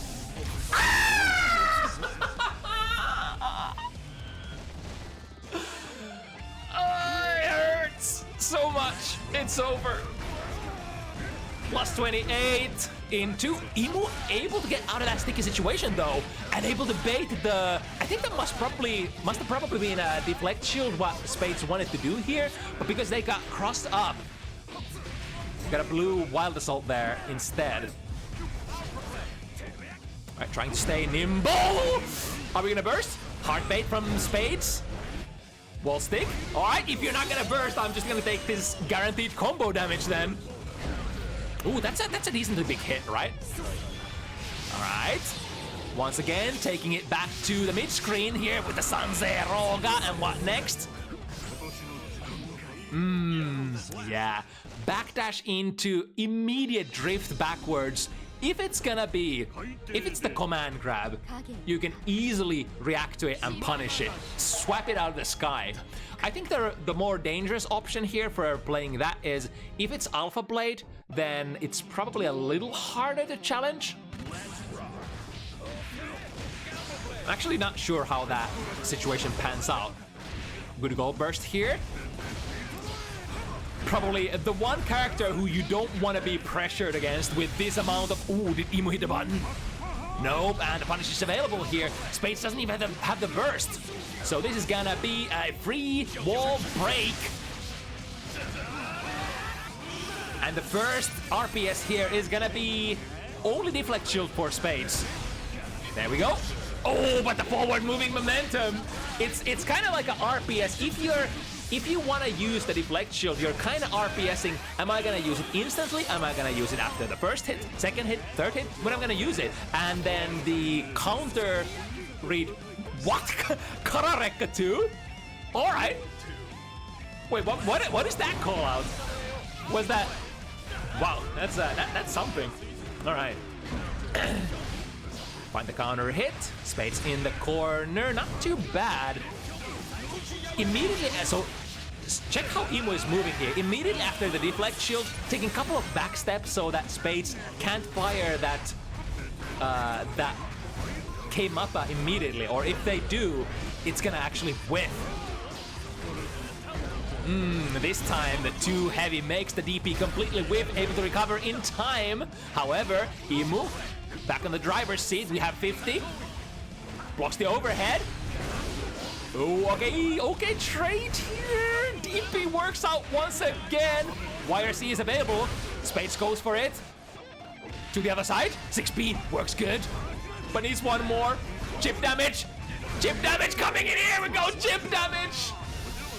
Imu technically had the tension to block through all of that, but the more, like, if you commit to the deflect shield, sorry, the FD block, that just means that you're blocking. And you might keep blocking. And you don't want to keep blocking. This is Guilty Gear after all. My close slash is going to be called out here with the super. At least it's not a clean hit. 6-6 to the other side. Don't get hit here. You have to survive for a couple of seconds before the blood-sucking universe buff goes off. I mean, but because it was from a 6B, it doesn't cause the biggest amount of grief for Imu, I guess. Jump D. Smacked him out of the sky. Might have been a miss input on the air throw. Nobody shall ever know. This won't quite kill yet, right? Yep. But a checkmate to the other side. Yes, indeed. So hard to block. On the other hand, if this sequence is blocked and Emu goes to the other side, then of course he's gonna be in a terrible situation and minus against Slayer, right? But it's one of those things where it's initially so difficult to block that it almost doesn't matter. But the Master's Hammer catches the big 2S, reaching greedily. The hand of greed. I know Spades likes that button quite a bit. Nice. Interruption here out of the 2D. So in Strive, you can special cancel the 2D from Slayer, but of course, if you're trying to counter hit Fish, then you gotta hit confirm between the block, normal hit, and a counter hit, and that can be a little tricky. All right, back throw, and then what are we gonna do tonight? We're gonna do nothing. I think Spades initially tried to bait the reversal options from Emu. Can we get a throw? Yes, indeed. Full burst. Or rather, full... Oh, hello! That was an interesting option. I think the...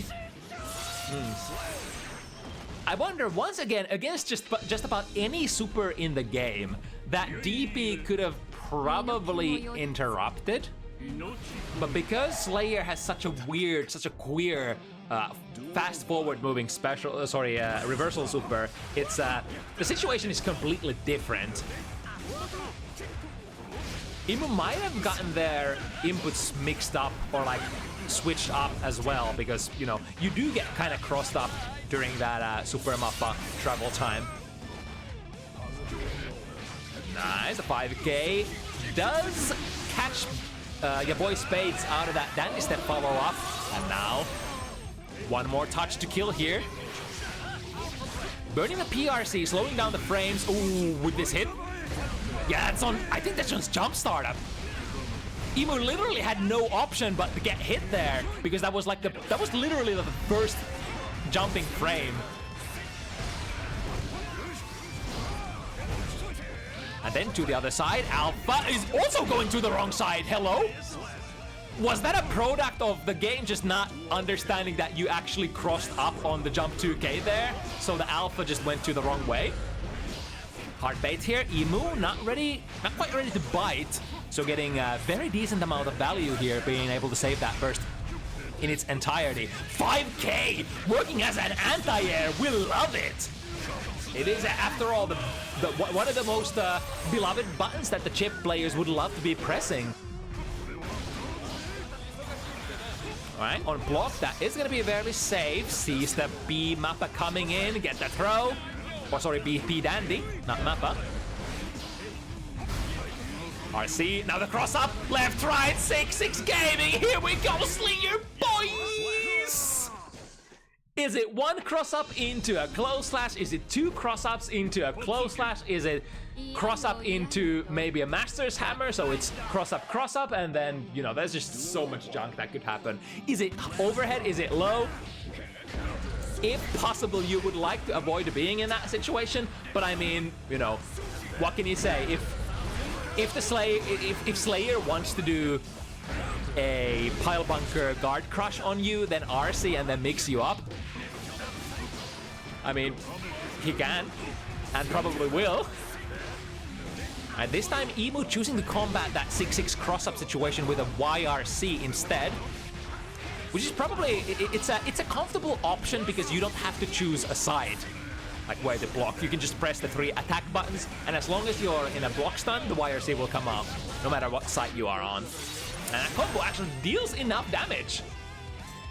These two gamers have been going back-to-back this whole set here. Let's see if Emu is once again able to bring it even, but Spades seems like they have one up on that so far. One more hit could be it. 5K. That 5K must have barely hit in last pixel. Will get punished. 2P. Mappa into RC conversion, and we still have more. DP catches the 2S from Slayer. Enough delay there, I like that. Between the far slash and the 5 heavy, there was just enough delay so that Spades could press a button here and get counter hit big time into Kara Super. No doubt that would have been the follow-up here as well, but Spades fights the burst. And Emu makes the executive decision to not risk it for the biscuit. We are really low health, so keep that burst for the next round. There are greener pastures ahead. Check on the instant air dash jump heavy. However, on the landing though, Spades does get a back throw. Ooh, nicely timed backdash out of the It's Late. YRC plus 10. Let me get a YRC of my own. And now both players completely dry. Spades doesn't even have his signature 50 burst that he likes to use on that deflect shield. Ooh, I love that! Jump K going upwards. Deflect shield is active now. Are we gonna go for it? There it is! However, the forward moving momentum from the Rekka sequence cancels into Kara overhead, pushing Emu just aggressively forward, completely nullifying the pushback from the deflect shield of Spades. Again, that's the RPS. When are you gonna go for that deflect shield? And if your opponent is canceling into something forward moving during that, or heaven knows if they're ready to RC and completely negate that pushback, then you're in trouble. Once again, 5K interrupts the forward moving momentum from Spades. Yeah, I can do cross-ups as well, but now 100-meter Slayer drifting straight into the loving arms of the ninja. To the other side. Do we have the frames? DP, that was the best decision. I want to say that was the best decision for sure. But now I think Emu is... No, never mind. Emu gets out of there. Still anybody could win this. 5B drops the combo, but we have the pressure. 50 on board. That's a kill. Whoa, whoa, whoa, whoa, whoa, whoa, whoa, whoa, whoa, whoa. Guts crush. Lots of hits. Yes. Even the big body equivalent defensive modifier that is Slayer goes down from those multiple hits. Ooh, slick movements from Emu. However, that time, the deflect shield and then the baited TP. That's half of Emu's life gone, just like that. One more touch, though. At this point, I mean, it doesn't really matter because you would die anyway, right? So, your life total is kinda, sort of, just for the show there. Finds the frame trap into 2S. Very decent sequence considering, you know, how little damage Slayer does take. 2S, frame trap into 2 heavy. Getting a jump off. Ooh, how we ended up here? Left, right, where are we? YRC, get off me, Mr. Xanath's wild ride. However, maybe it's a wild ride on the other direction. That was not even a trade. That was a clean 6B. That's such a good timing from Spades. I can count with the fingers of one of my hands the times that I've been able to time that 6B against the chip coming down with jump 2K. Not only do you have to kind of guess the side, but then the timing is very tricky. Of course, not all 6Bs are created equal, and certain kinds of hitboxes. Oh, but on that thought, we get a big hit here. I mean, not the biggest, I guess, because the starter was 2K. Very prorated. Trading with the 5Ks. Double jump to the other side. Making it tricky, making it triple. And now, spending all the resources so that Spades gets to play as little as possible. Plus frames once again. Yeah, Chip can keep this up forever. Almost enough risk. Next hit is counter hit. Xodeka. Ah, good 2P. Gets out of there. And that's a kill, right? Another one? No. Chips. Japanese guts. Surviving just barely. And all that risk is still there. Look at this. This is actually gonna hit. Hit very hard. Misses the combo. Or perhaps that was a bait. Can RC if he wants to. No, but it takes you so far away. Let me save that 50 meter instead and use it for the YRC. Use it for the plus frames. That was a good jump out. Deflect shield. Spades has nothing left. We have to organically defend now. Tick throw. One more. Where's it gonna come from? Overhead. That's the confirm. As a media especially.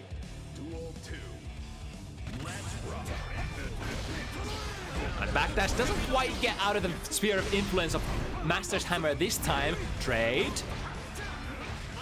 Comes down. The timing not quite there to punish the Master's Hammer.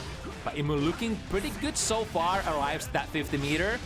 We have all the Rekka mix-ups we could do here. Or if we just find the hit straight into the Kara Super. Or just, I mean, if Slayer gets the hit straight into a wall break. That's a kill. Jesus. that was just like that. One P-Dandy into Pile Bunker, and then instant air dash jump slash. It's all ogre. Look at that distance. That's the first 2 heavy that actually worked out in this set. I mean, that's probably also the only button that you could ever hope to catch with that. So if you think Chip is gonna try to fish with that 2D from really far away, then 2 heavy might do something, right? Bait here, starter is close slash, so we're taking the maximum amount of damage. And this is bad. This is bad. Imu has 50 meter spades, only with the deflect shield and a dream. Oh, but it works out! The deflect shield is good! Burst has been used. Imu didn't quite get to the... No, never mind. Got to the 50 meter after all. So this should be a wall break and a kill. Imu brings it 5 points even once again. We're moving onto the championship rounds here. Neither player wanting to give away an inch.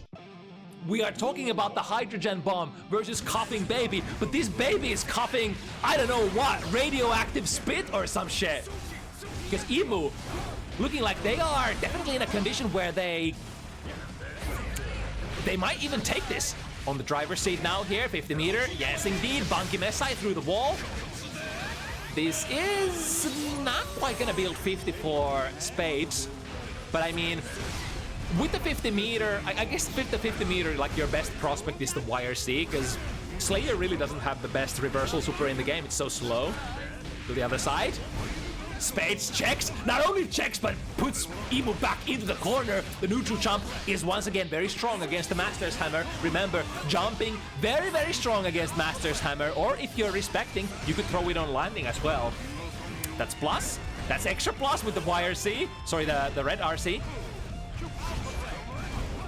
Ooh, perfect spacing there. Look at Imu standing at the perfect range. And get this, sometimes like it's so common for the Slayer players to just throw that K-Mappa out, end up in front of you, and then you try to press a button and you miss the timing and get counter hit by Slayer. But none of that with Imu. Imu was ready to check, and once again, not a true whiff punish, but at least keep the flow going. Imu with the meter. This looks good. No hit confirmed. That's a heartbreaker. Fixes the problem, drift backwards. Both players have to play rather organically here. Deflect shield, gets value, push them away, and Spades looking for one more good counter hit. That ain't it, 2P, too small. Oh, that's a counter hit as well! And Imu is gonna have a hard wall break here with this one. Spades is building up those resources, so deflect shield, 50. We have a lot of options here. YRC. Oh, that's not a true punish, however. That's very tricky. I haven't quite seen YRC bait situation played like that before. So jumping in the air, tagged by... Gosh. And then air that backdash in. I think theoretically if Spades guesses that the late air dash will come, I think he can anti-air, right? Maybe? That's such a rare situation, though.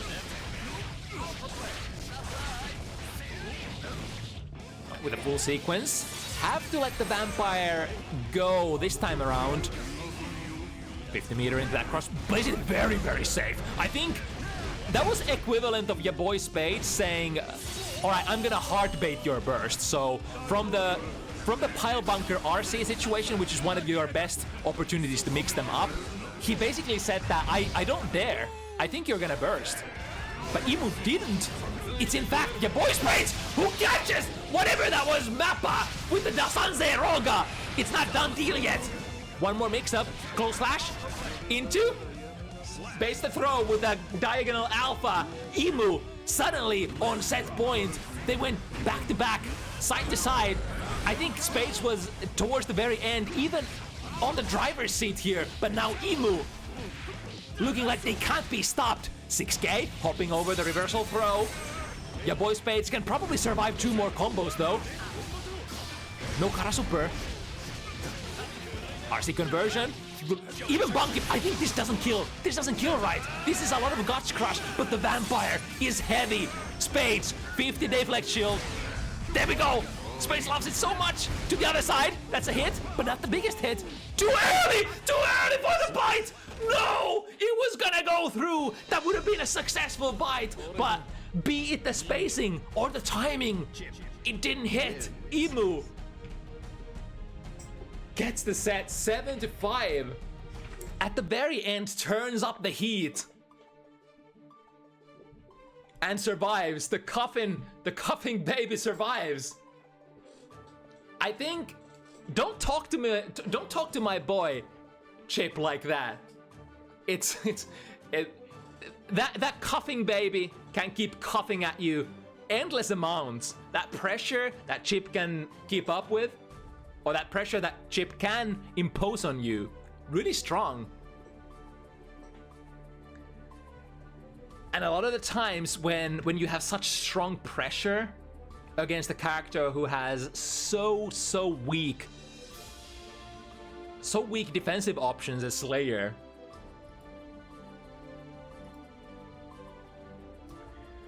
all right, but if let me check. Are we ready to engage the worst Azor matchup next? Let me ask the players.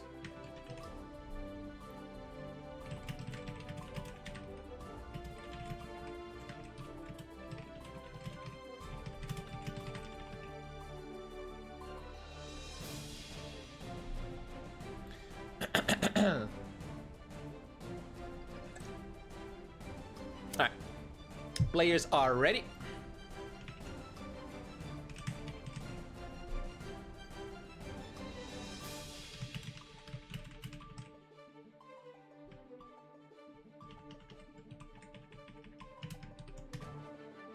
Fuck.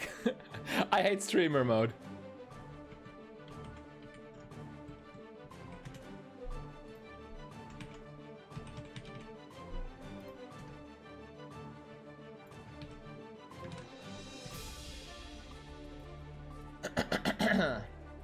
Right. So Kai Faust. Going back to the basics, going back to what has been a very standard matchup from the beginning of time for Guilty Gear games. Two characters with good buttons. Two characters with interesting tools for playing keep away game. Faust has, of course, the items, which can completely shut down the neutral prospects from many characters. I think Kai is nice in the regard that he has a lot of different angles he could attack from and angles he could sliver through from. So, for example, if you see that Faust player throws a hammer, for example, you could be like, all right, let me skip in there, use my fastest possible move from mid-screen, stun dipper in, perhaps RC, that's gonna push them away, hammer gonna whiff, and, you know, my turn.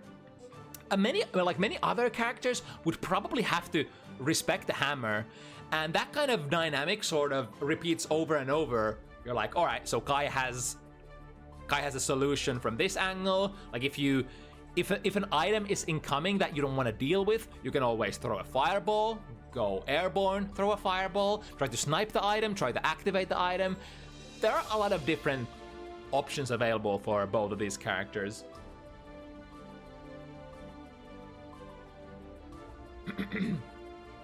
And of course, you know, there's the ever looming threat of Faust's crawl, which universally calls out many high-profile pokes, such as, you know, far slashes.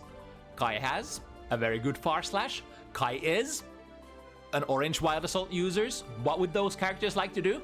Far slash into Wild Assault, or heavy buttons into Wild Assault. I think luckily though, so Kai's heavy buttons, can't those be crawled? I think not, right? Not 5 heavy at least. Maybe 6 heavy? I'm not sure, but we're probably gonna see those interactions over and over during this match. So let's let the players talk and show what's what. This is gonna be the worst guy versus Azor, Finland versus France. What's the score right now for like between like Finnish players, French players, and Polish players? I don't have time to count. Alright, bomb behind, bomb forward as well. But the food arc once again.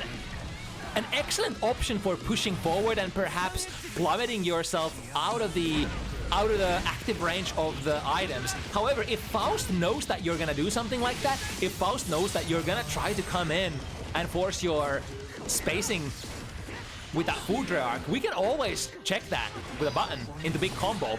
5k counter hit, you know the vibes. But so far, Azor has been the player who's been pushing this advantage, not letting Worst get like out of that right side of the screen at all. Trying to desperately push the opponent away from the trumpet, but in the end, Azor just has too much stuff in there. Mix, yeah, to the other side, the classic one. Following up with a drill kick. Ooh! Can we get an anti-air? Too heavy! Oh my god! That's the juiciest too heavy I've ever seen! Kai too heavy, like it's... We used to see that button so much, look at these footsies, oh my god! Azor! Or Azor, is it... How do you pronounce? Azor? Either way, that's probably like... You don't tend to see too heavy in Guilty Gear Strive as much, because it's kind of like... It's a little bit of a shadow of its former self. It used to be one of the nastiest anti-airs available. Now it's like... It still reaches, but the hitbox is not necessarily the best, and I'm not sure how well it hit confirms. But in that particular situation, Azor making it work so well. And now keep up the pressure. Red Wild Assault, checking if Worst wants to do something here. Worst can't get rid of this risk anymore, though. We've already used our risk clearing option, which is the burst. Lots of plus frames. Not getting baited here, or bamboozled even. The dash cancel is still gonna be quite minus. Yeah, once again, it's this, full screen conundrum. Many characters would have to either block or go for a reaction 6B against that fishing pole. But because Sky has fireballs, you can actually like get a little bit of a mosquito bite. And an electrified state. Too close for the hits to confirm into each other. However, dancing around, Worst must have been thinking of the burst. But Azor didn't really give Worst a comfortable position to go for that burst at all. It's like that kind of, you know the flow that I'm talking about when a player is not quite hard baiting your burst, but they're choosing to do very small, safe combos. So you're like, all right, I can't burst here. I can't burst here. I mean, they're not doing a lot of damage, but I can't burst here either. And then you suddenly are at your life bar's end, and you just don't have a good burst anymore. Are they gonna back off? Trying to pick up the trumpet, able to get it. Luckily, like, as annoying it is for Faust players to throw a trumpet and let the opponent pick it up, Faust has like some of the best tools in the game for occupying, like holding themselves in the air and counterplaying their own trumpet, right? You can throw the love bag, you have a really long-lasting air dash. You could even like delay your angle a little with jump 2K. There's a lot of stuff that you can in fact do. Yeah. Tool in question with 6B, waiting for a DP, never to come from Azor. Oh, but what does come is the big counter hit and the maximum conversion as well. Beautiful. 50% done. Electricity is still applied. Looking for potentially the burst here, wire C or the wire C. However, the delay that Worst applied, making it a blue RC, and the too heavy anti-air again. Azor probably the Kai player I've seen use the too heavy as an anti-air the most so far. Maybe this is the matchup where you actually get to use it. Too heavy. What a button. Very important hit to get for Worst here, because he was almost ready to be counter hit by that risk build-up. So this combo is almost completely gonna relieve all of that tension on the risk bar. Azor will now have to think about the burst, however, says no, I can DP first. If the DP gets baited, well, then let's talk. Then let's see if I'm gonna burst or not. And now with that prospect is gonna take the full burst to this next round. This should break the wall, right? No, not close enough. Banana Peel a little annoying there. Yeah, it's still active after the bombs on the ground. Burst to take the trumpet. I kind of like that. I play bursts like this myself as well. Not only getting out of Faust's sequence, but to push them away so that I can just pick up the trumpet uncontested and get value like that. Ooh, the FRC with another quick overhead. The 10-ton hammer is coming. Azor has so much meter, but are they gonna get to spend it? The tap on the 5D. That's all, folks. The worst. Doesn't let Azor run away with that lead. Stopping all of these shenanigans before they're getting out of hand. 2-1 still. Starting up with a 2P, which is often called a 2S plus. Wow! The flip kick out of the sky. Didn't get the biggest possible combo. I think Azor is currently hunting for the burst still. Yeah, we were talking. Okay. And there's the burst. But it did cost our own burst as well. The DP does move Azor far enough away to get out of that explosion radius that was outside of the screen. YRC plus frames, checked with the close slash. The dash cancel not checked in return.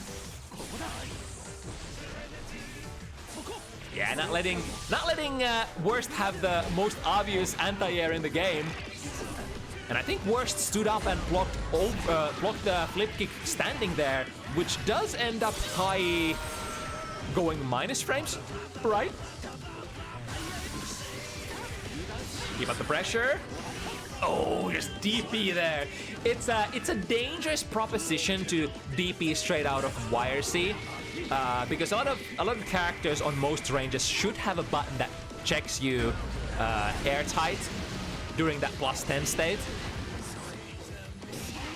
Yo, he's just walking. He baiting, and unfortunate juggle out of the corner. The teleport not able to get the better screen position either, and now you bet your ass Azor is gonna the lag. Was it the lag? It seemed like they got an unfortunate lag spike there at the exact moment when Azor used the Wild Assault and wanted to keep the pressure going, but then missing the sequence and Worst getting out of there. You know, that's sometimes how it is when we play online, but now Azor will have to cut their losses. Momentum burst. Worst wants to keep Azor in the corner. Backdash, yeah, low profile a little. RT to make sure that this confirm goes into the corner. And most importantly, that the hits between the first and the second hit of the slide combo into one another. Nice frame trap, big juicy combo. Drops it though. Uh-oh. Close slash, good trade. All right, Azor. Still with a decent buffer here, 2 games ahead. It's that's a very tough proposition there. Worst, if he doesn't try to challenge, then you're gonna block the close slash anyway, and then you're gonna take more pressure from Kai. And because you block the close slash in an airborne state, you're minus shit ton. Ooh, to the wrong side. Worst, ready to get the back throw, and now the most common safe jump setup. You would love to have the afro here though for the maximum value. Once again, standing up to block the flip kick, which will cause Kai to not be in an advantageous position. Yeah, also crawl under. Ooh. Wait, the hammer! The hammer must have been 1 pixel away from tagging Azor from the backside. There we go, good timing this time on the fishing pole. Aggressive burst from Azor. 50-meter ready to go. Yeah, one hit. Knew that the stun dipper wouldn't have comboed into itself, so goes for a very fast RC into. Yeah, it's a lot of plus frames. And on a Zero Guts character, a simple throw is gonna hurt so much. Good movement there by Azor. Often enough, when the doctor throws the love bag, you kind of wanna try to approach them at the same time, but try to avoid the love bag, but try to not put yourself in like an obvious situation either, for them to get a free anti-air. I love that. Is that plus though? Doesn't seem to be. Big confirm. Yeah, Worst knows that would have been a wall break from the close slash. Although the Doctor close slash not very worth much because it is minus on block, unlike many other characters in the game. Just tag on the low. Hot potato will be plummeted at the side, at the direction of Azor's. Pick up the trumpet as well. DP will land straight into the horde. Azor does have the life advantage here though. Reeling backwards, but really good situational awareness from Azor. As soon as he saw the backwards steering momentum of the mix, knew that, all right, it's not connecting with me. If I dash forward as soon as possible, I'm gonna get the punish. Gets it, and you know, now on a 3-game lead. All right, in the corner, fake safe jump, no response from Azor this time. The foot sees. Ooh, just barely gets there. That must have been the last pixel of that flip kick. I like that. Was trying to shimmy there with the backdash, Azor, but Worst is like, nah, I'm not gonna throw. I'm just gonna press a button instead. Little guy helping the case of Azor here. Wow. To the other side. Plus frame. Oh, no. Gets blown up by their own bag. And now a big opportunity for Azor. This ain't gonna be the kill here, and we'll have to force a soft wall break. And now the resource advantage as well as the life advantage is cool. That was a baller move. Knew that the 5k, there was nothing Azor could have done about the 5k other than air DP. Guy's been in that situation so many times before, I must say. I have to conclude. You don't make that read unless you've seen that situation happen over and over again. Worst barely misses with that too heavy. One of the fastest, furthest reaching moves in Faust's toolkit. Gets a little guy out. Yeah, no choice but to respect that for Azor this time. Some of the items are like really nasty in the sense that there's just like, depending on your screen position, there's nothing you can do about it. You'll just kind of have to take it and accept that Faust is gonna get some pressure on you. Speaking of, what are we getting? Oh no! Slipper is open! Banana Peel still gets it! Still gets the horde! Okay, I kind of like that. Able to prevent the heart knockdown from the trumpet. 6p, immediate burst. Azor. It doesn't pay off. It's a little dangerous burst because Azor didn't have any resources to back that up after, you know, potentially getting a successful burst.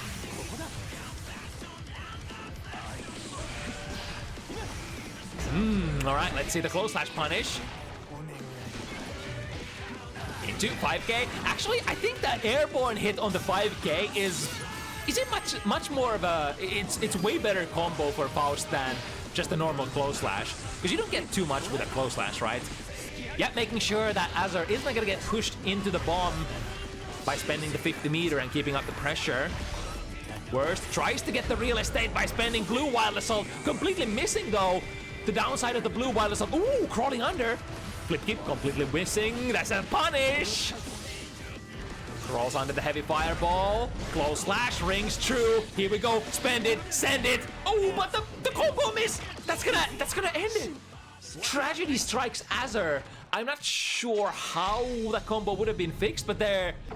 Is it because the orange wild assault causes so much gravity scaling so that the flip kick no longer connects there or something?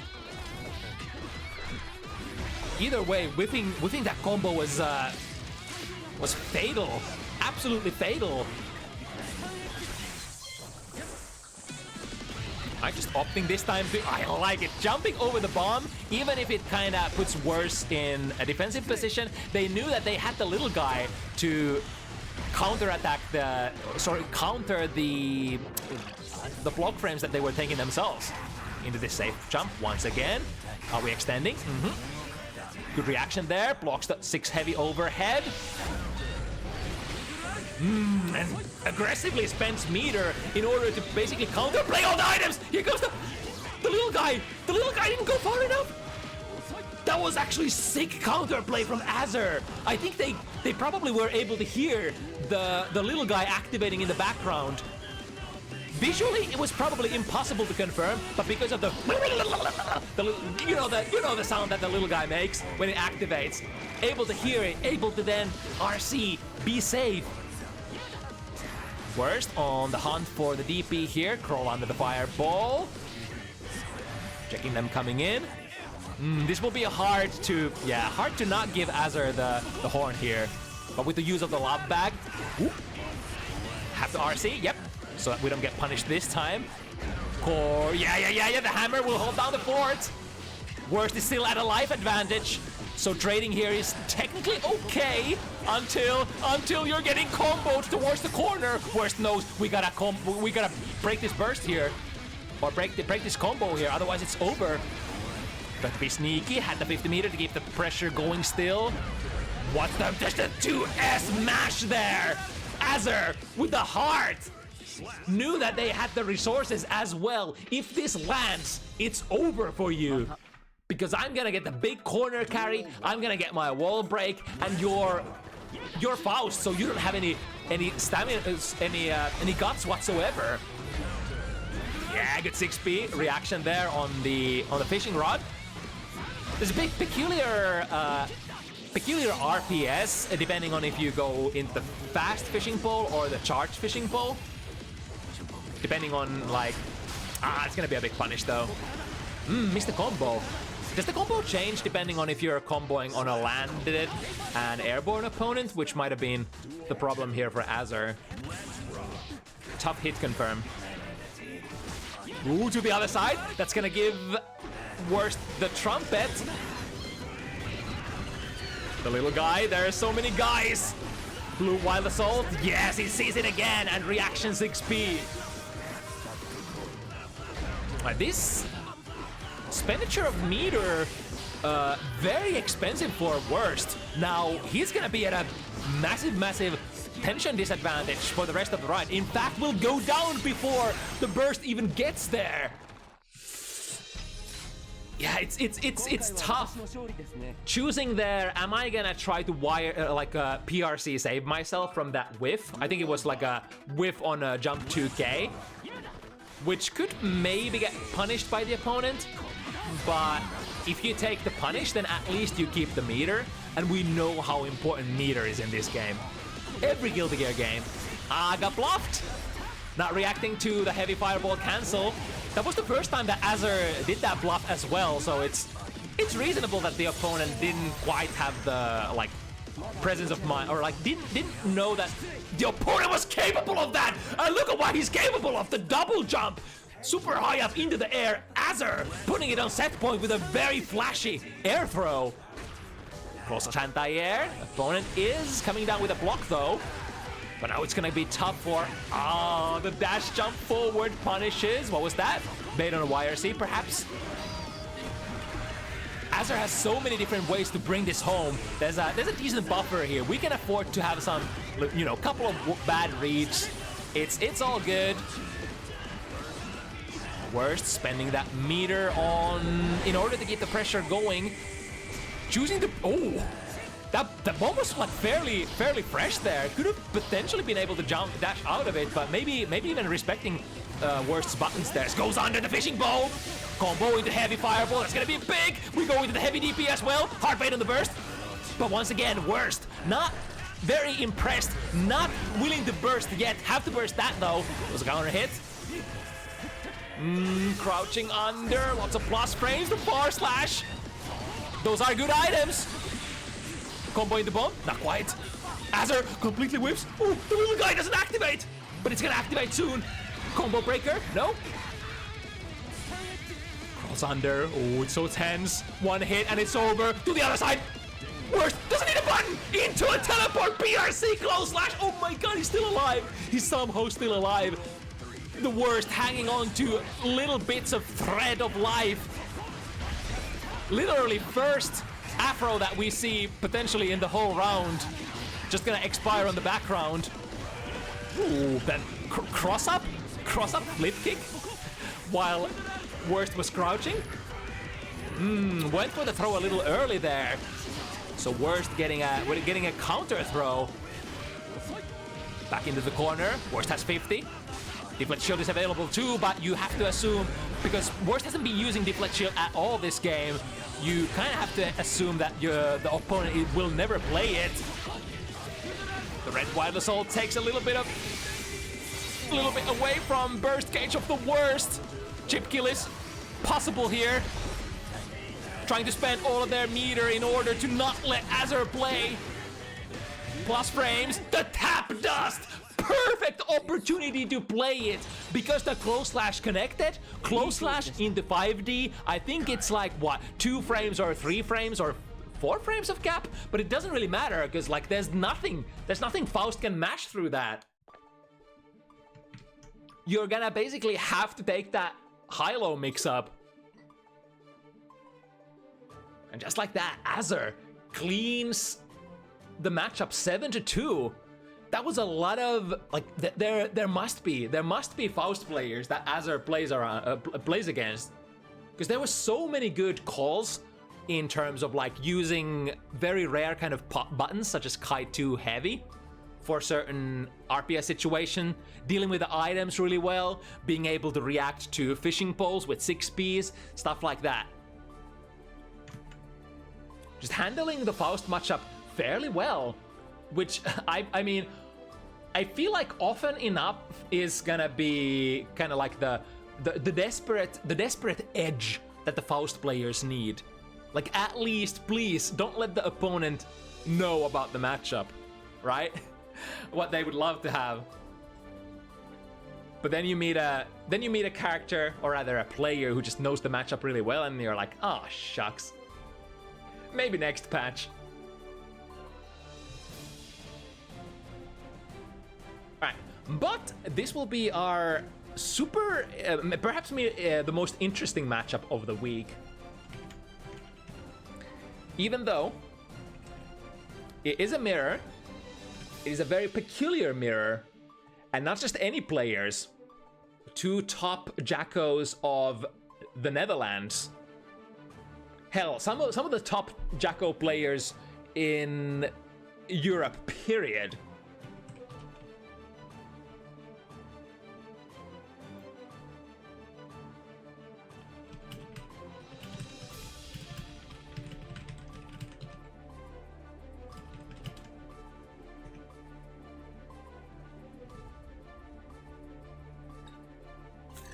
Right, so far, I think Daimster has a clean record on bounty hunters. Am I correct with my my memory? Let me check. Yes, indeed. I mean, it's not necessarily hard to be on a clean record when you've played on bounty hunters only once before. Had that match, very close match against Eden's Kai. But now it's gonna be the Jacko Mirror against the Countryman.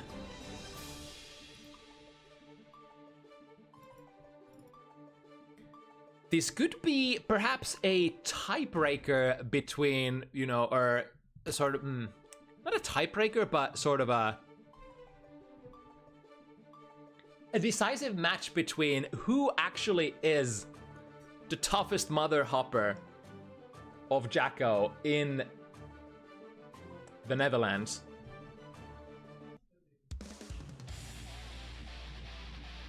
So Daimster gonna rock the denim one. And Snell. Mankind knew that they cannot change I think I'm gonna have to shorten this name. Is Pink, right? Let's add the character colors to the names. so that it's pleasurable enough, or as pleasurable as possible for you guys to follow this at home. Because we know the mirror matches can turn out to be a little bit of a mess sometimes, especially since there's gonna be a lot of junk flying around. At least the goons are gonna be color-coded, so there's that. So Decoy's now first one to kick it up. Speaking of kicking, it's gonna be a lot of projectiles meeting each other, especially if both Jackos are able to take out the initial goon. Man, this that would have been a kill. Just a super cancel. Now the RPS is gonna be much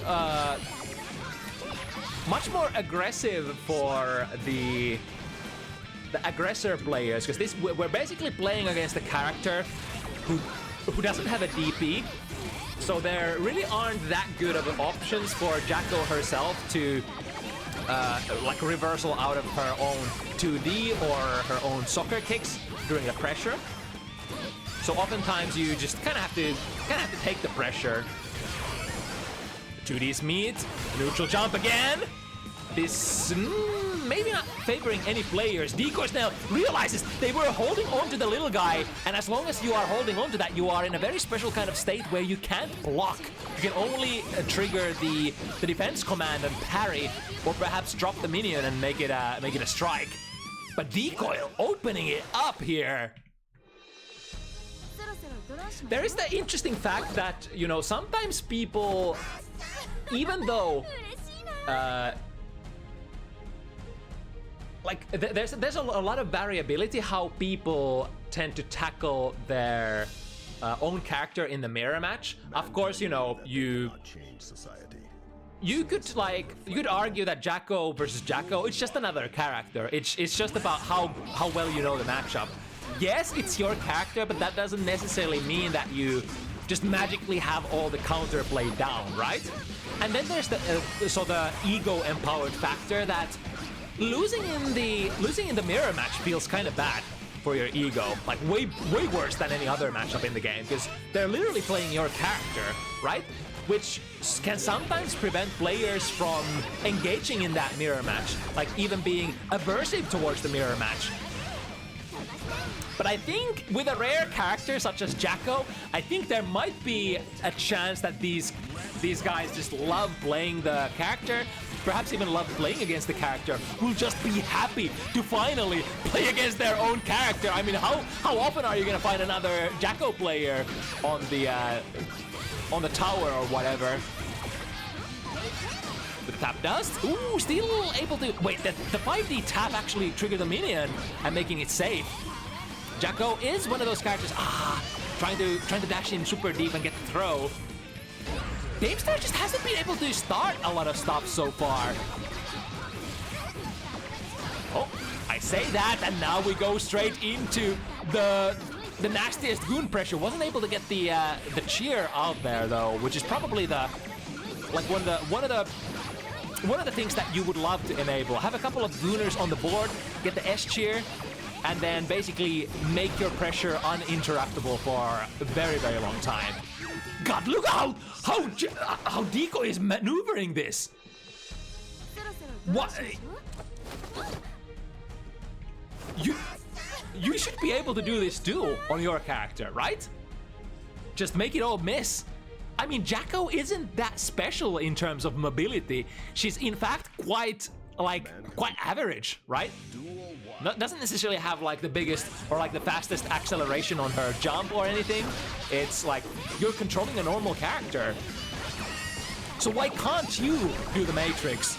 Ooh, I like that. Picking up the minion and then doing the attack command while you are holding onto the minion. Now, cute OS attempt there, I imagine, against the backdash. One thing that we have to remember is that a backdash is probably Jacko's primary defensive option, right? Because she doesn't have a lot of, like, she doesn't have a DP. Her only reversal is locked behind 50 meter. She is soft. Like, backdash is probably her primary way of defending herself. So you're probably gonna see both of these players trying to RPS against the backdash. from a lot of these situations very often. Although, that said, we're probably not gonna see the very standard close slash pressure because of, you know, how the sort of characters tend to function. Cool combo. A lot of, oh, and baits the YRC as well. That will mean that the goons initially will go down. However, here's the S cheer. Oh, with the explosion as well. Oh, that's good. That would have done so much damage. That was such a cool setup. So setting the explosion to trigger immediately after the overhead. So if the overhead lands, the double minion explosion is gonna guarantee so much damage. Definitely leave it to DecoySnell to know, you know, the most cracked, the most weird setups you could ever think about. Because this dude is definitely one of the tech heads, one of the labbers. But here comes Daimster with a good read. Yeah, you don't necessarily need anything super fancy to be a very strong player. I think so far what I'm seeing here is Decoy is probably the tech Jacko out of these two players, and Daimster is just like maybe the fundamentals, kind of like it's just, you know, having good reads on places, just not necessarily doing special things, but just doing the few things that you know how to do, doing them as perfectly as possible. I mean, we've seen some fancy stuff from Daimster so far as well. Alright, defensive burst into the corner. However, Daimster breaks out of there. 2K. We were talking about the backdash being one of the only. Ooh, nice anti-air. We were talking about the backdash being one of the few really strong defensive options, but Jacko also does have the 2K, which is a very fast, long-reaching, fast-recovering move that you sometimes are able to get away with whiffing quite a bit as well, depending on how aggressive your opponent is with punishing. Hello, that was an interesting combo attempt there.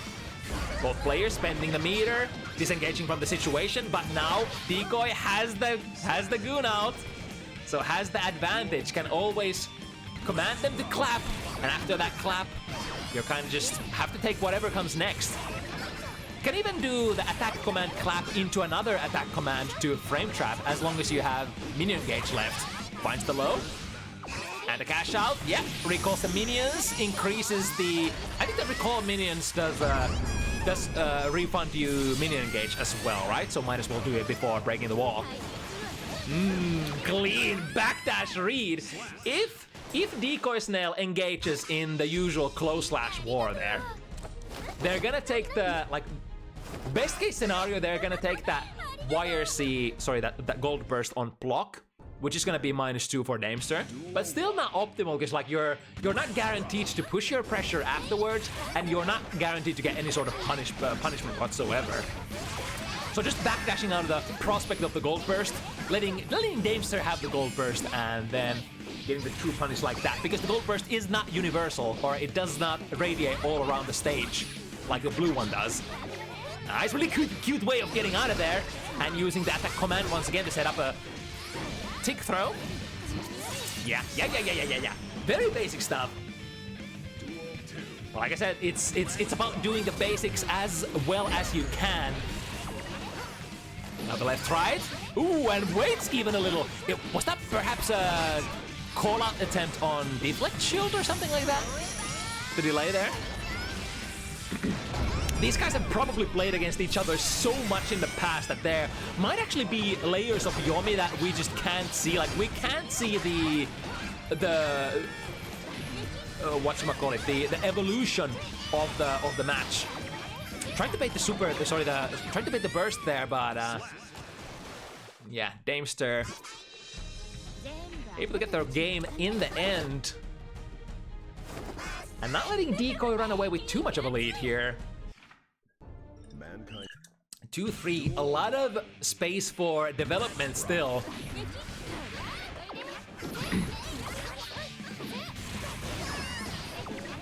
Burst has been used, able to get a couple of booners out as well. I love that 2S lounge on on the close by minions, making it, launching it really high up into the stratosphere, going under both of those ghouls with the 2D. And now, yeah, Daimster feels the pressure, backdash out of that 2D range, and once again, misses the super wall break.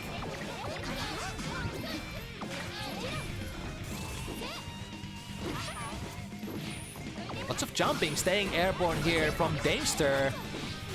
Oh, nice knife there. Perfectly placed 2K. However, we were so down in life. And just by holding onto that 100 meter, I think like it's scary to try to pressure somebody who has all of their resources ready to go. So much so that sometimes they don't even need to use any of that. They just stand there and watch you go for a bait on a burst, go for a bait on a YRC, and then just take their turn without having to spend anything. Is that a kill? Not quite. Lots of damage though. I mean, Jacko takes quite a bit of damage. And I guess Forever Elysian Driver also does do quite a lot of damage as well. Alright, setting the minion. Oh, I love that. So, using the soccer kick on the minion forces it to have so much momentum that it's like kind of hard to interrupt the minion coming in. So if your opponent is playing with like just normal momentum, like kicking them normally, you can get a very decent advantage by, you know, going for a... Wait, does it actually have to be an aerial soccer kick? I forgot. There's just so many interesting features here. Now setting up with the... Oh. I was like, that would have comboed into the minion explosion, right? It kind of sucks that, you know, all of these hits that come before the minion setup, or sorry, the minion explosion setup, those would probably be some, like, Twitter clip combos, right? But since Daimster is just so low on life, they end up going down before the actual sequence comes out. So Decoy has set that up twice now, and both times able to kill before the final explosion does go off. Good timing on the gold burst. We have the positive bonus. Again, it's like a mini Shoryuken. You pick up the minion, then go airborne with an attack command. It's like it's as close to a Shoryuken as you get on this character, I guess. Looks pretty cool. Gets in there. RC, in case that Daimster wanted to burst, but still has a very reasonable amount of life lead here. Chooses to spend the tension instead. Use the minion gauge, go into Tick Throw, and save the burst. Big plays. Big plays from Daimster. Certainly the resource management game is one of the most important one in this matchup. It is usually in just about in any mirror match, but especially this one. 2K goes under! The attack command to the other side. Now, frame trap with the kick. Another one. Are we gonna convert? Yes, with the slowdown frames of the BRC, we're going into a really cool combo. And max damage. But this does release Daimster. 5K, that's so smart. So, of course, the opponent kind of wants to drift at you on the soft wall break. How, like the universal way how to prevent it is to either use like 2K or 5K so that they drift into your K button. And because Jacko is not a DP character, they can't do anything about it. If they drift into your K, they either have to take the hit or block. And then you lose your 50 and you're sad. Right, with the pressure, Decoy has been very successful with their minion pressure so far. Close slash. Into, is the burst coming out? There it is! It does end up being baited, but not punished because that was a gold one, I believe. And Decoy, this is decent amount of lead here. I think if we strictly look at the numbers, right? If we strictly look at, you know, what the rating update says, if we strictly look at how, you know, stuff like Daimster has the aura, has probably been winning more in Celestial recently. If we look at all the numbers, then you would kind of guess that Daimster is the favorite to win this. But so far, how this match has been unfolding, I think it's the decision making, the tech, the everything is going so far mostly in Decoy Snell's favor. Off the hard knockdown, we are gonna go into the classic close slash pressure. God, that's a decently big combo for Jacko as well. But I mean, I guess, you know, versus many DP characters, you would be a little disencouraged from approaching like that. Like you often see when a Jacko player gets a hard knockdown through the wall. Ooh, but hold that thought. Did we press? Yeah, it's gonna catch a 2S there, or sorry, 2K, I think it was. A brave mash between the... I think there was no attack command there, so was trying to save the resources and perhaps give up the pressure without by being economic. Big call out on the deflect shield, not quite the kill. But now Decoy Snell is gonna go into the last round without you know, half of their burst resources, whereas Daimster is gonna have all of it and a big combo to start it off. Of this, we're gonna get to the S cheer potentially if we want to go, or we're just gonna save the meter to burn through the wall. God, we already have 100. Any hit is gonna do, right? Daimster keeping the pressure alive. Big throw break there. Drifting straight into the 2K. That was so akin to those soft wall break situations. Good angle from Decoy, using the attack command first, nullifying the potential hitbox in case there's a burst. There it is, just a delayed one. Daimster, massive life advantage, finds that 2D this time, combos into the attack command, and he's not done yet. But there's quite a few games to go in order to catch up to Decoy.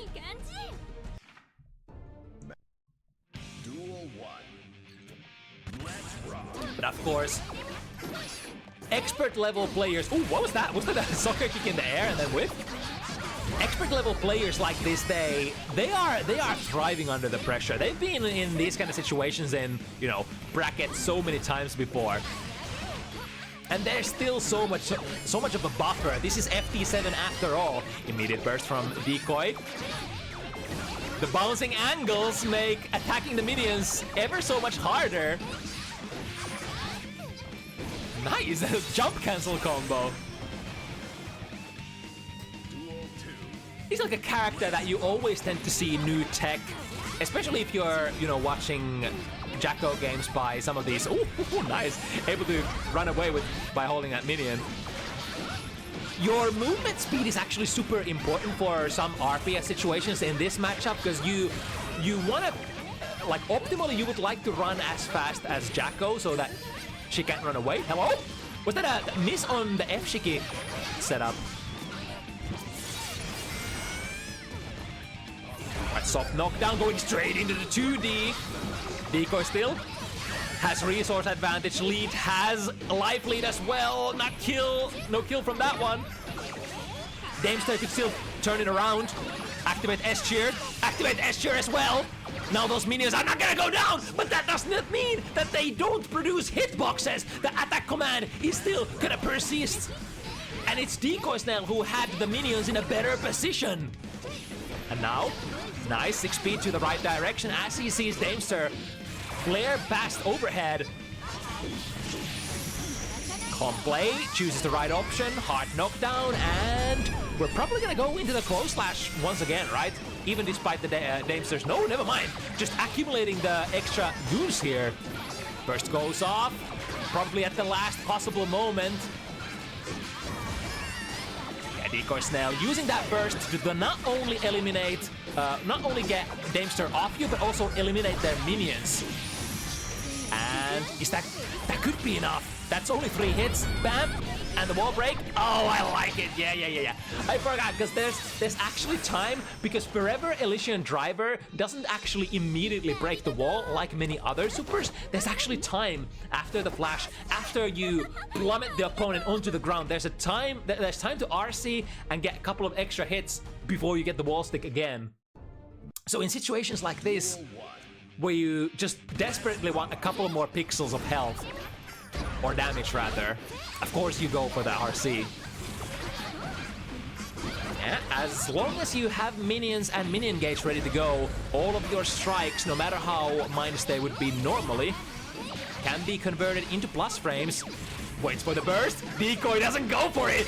Big RPS win for Decoy. Now able to save the burst and get onto the driver's seat instead. Brilliant. The heart bait from Daimster backfires. And now Decoy in a massive advantage.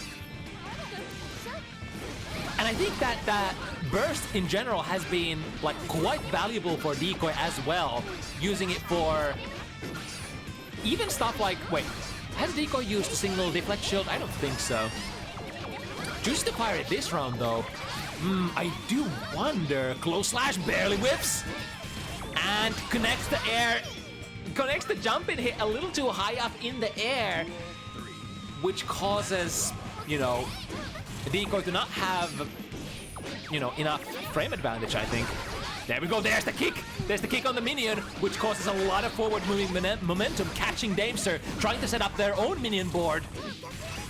Backwards jump completely makes the 2D miss into a punish. Oh my goodness, deflect shield will guard against highs, will guard against lows. Here comes again. Oh, the trade! The trade won't be able to convert! Even the super out of that, and that's a kill! That's a raw super! Bam! Decoy Snail! Once again, 2 games of lead. 6 to Daimster's 4.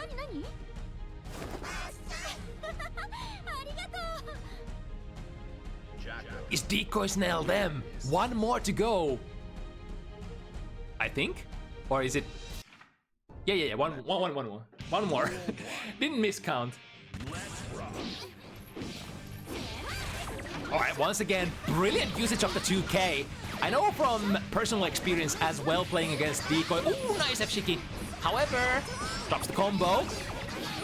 And like it is very hard, very tricky to defend against that F-Shiki. But the problem is if you drop the conversion, then you might as well not have done it, because that lets your opponent off the hook. And pressure for Jacko is valuable. Like sometimes you might even want to keep pressuring instead of going for a confirm, depending on the situation. But now looking good for Daimster. We have 100 ready to be backed off, or ready to be thrown into the pressure sequence as well. Ooh, patience once again. Waits for the 5 heavy to come out, then with punish with the 2K. Now Daimster collides with the attack command, sorry, the parry command of Decoys into the dash cancel. Couple of checks. Nobody's home. Ah, nice. The 2P from Daimster does connect with the minion, but then Decoy Snail ready to revenge strike. Always play in tandem with your little guys. If they're hitting your little guys, hit them back. A desperate attempt to, you know, develop the board. But Decoy already had so many minions coming in. Checkpoint, checkpoint, test point, set point. Potentially for Decoy. Let's see if Daimster will get another opportunity. There's the deflect shield from Decoy. With the angles, perhaps expecting an engagement there. Goes for the parry command. Oh, but this is minions on the board. Nice chase there. 2D having massive amount of forward-moving momentum. Daimster is the one who gets the minions out. Ooh, into the combo. Yes, and the cash out. Shouldn't be a kill yet, because there were a couple of hits before this. But now, what are you gonna do? Deflect shield, reversal super, wire C. None of those will come into play because we take out the minion and start the zoning. However, yeah, Daimster feels the pressure. They know how good Decoy Snail is if they get into the pressure position even once. F-Shiki misses completely. Why? Is it because of the FD? The FD that Daimster did there, pushing Decoy Snail too far to get the get the re-jump button there to connect as an overhead. I think that would make the most sense. Ooh, was able to drop the minion just in time and intercept the striking or the chase from Daimster. Uh-oh, minion completely missing the kick. trade in favor of Daimster, take out the minions, and then, yep. It's so important to have more minions than your opponent on the board at a given time. Ooh, I like that. But then also, if your opponent is too concerned with sending the minions, then you could always just be the guy who dashes in, even though you're a Jacko. Too far, way too far for the YRC to connect in that situation, and that Illusion Driver is gonna plant some trees forever. Once again, Decoy Snail set point. Is Decoy Snail then? That's a big hit. Ooh, drops the combo though, perhaps. Soccer kick into minion recall. That's there's just so many different sequences that I don't really understand, like don't know the function of, but it's like, it's been such a pleasure. No matter what happens, it's been such a pleasure watching this match. Probably want to watch it again later to learn from these players, but now maybe one more hit has to spend. Yeah, notice that Decoy Snail is so good at whip punishing. Call out that deflect shield. Now we'll have to take the left, right, or rather the mix-up without using any meter. YRC get off me, 2k, but does not lead into anything.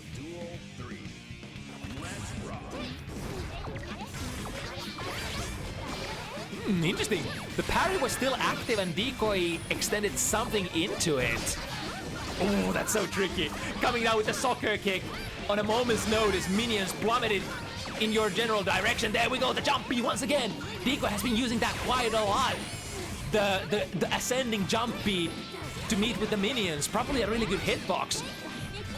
IBFD pushing Daimster away from the mix-up.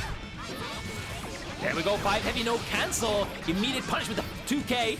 And now, able to throw. And then, is that it? That's it? If it doesn't drop, Decoy has done it. 7-5. Not a crush victory by any means, but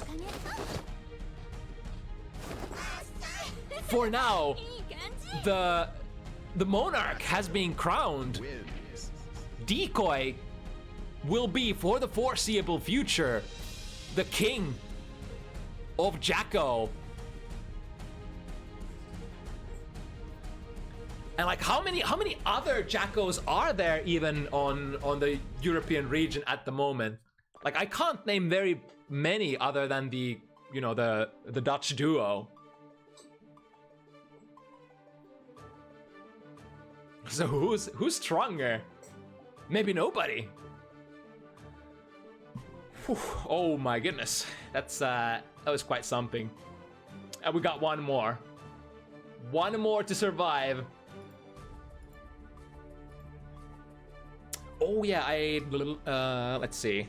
Is Jalis available? Because Jalis did go to the weeklies. Let's see. Yeah, we got Jalis, so no problems here. Everything ready to be ran.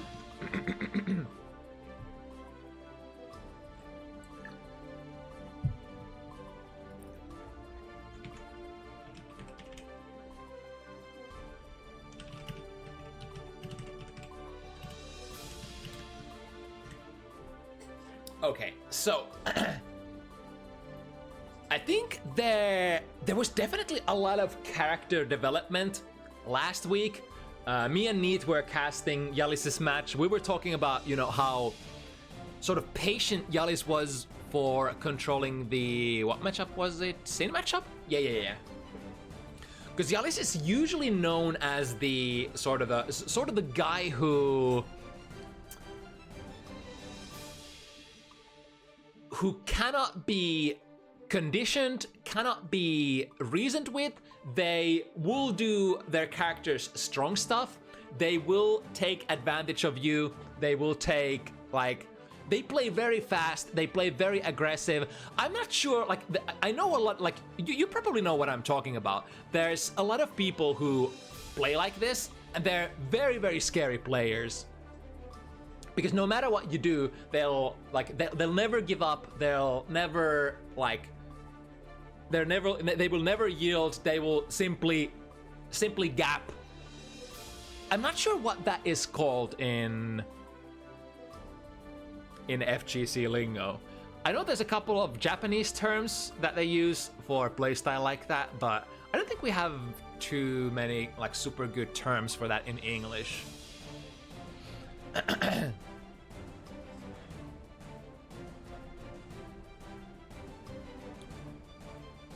But yeah, last week we saw a lot of like different kinds of paces from Jalis, going back and forth in the Sin matchup. This will be, I guess, slightly different. This is of course like a character who does not have a DP, so that's a huge thing.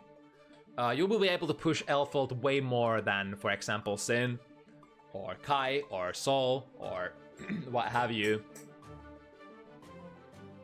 But on the other hand, Elfold is very much like you as well. You don't have a DP either, and Elfold, when Elfold gets to push off offense on you, it's very suffocating.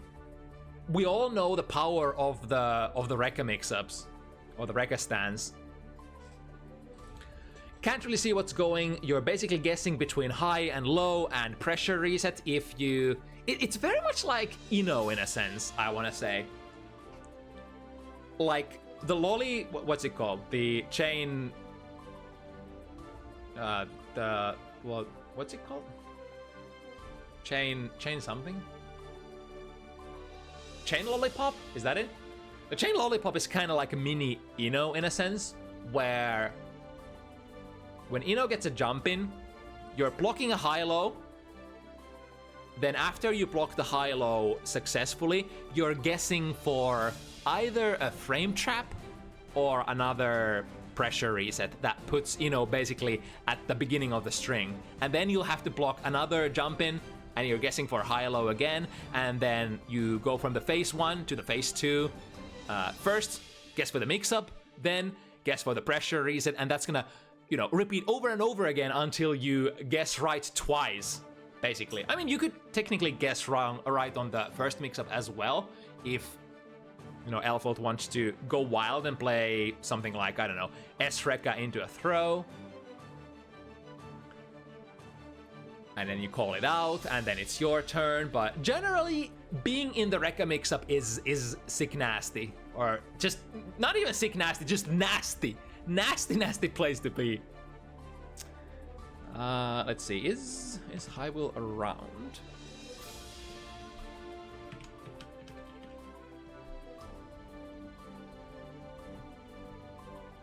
They are online on Discord at least. Of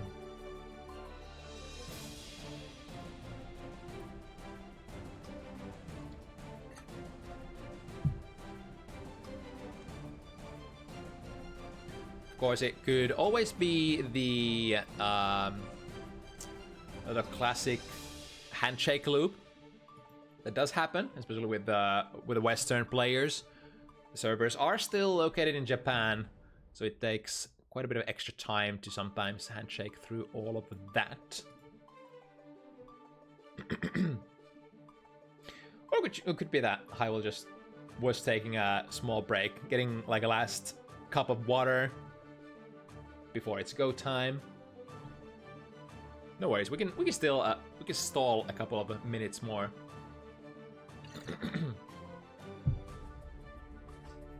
But yeah, other than that, I don't think I've seen this matchup very often. I think we've had this on Bounty Hunters at least once. But it's definitely one of the matchups that I've watched the least. Elfold, of course, being a relatively new character as well. And not being the most popular character either, especially since the release weeks. A lot of players feel like Elfold is still to a certain extent, in a development limbo. She has like, the strong stuff she has is really annoying, which is, of course, the Rekka.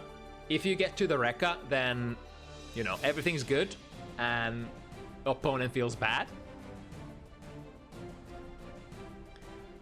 But sometimes, the rest of your kit, depending on who you're playing against, it might be hard to get to that point very actively. It's the kind of same, I feel like a little bit of the same conundrum as against Johnny. Also, howdy how, viewers from Juxtaposer's stream.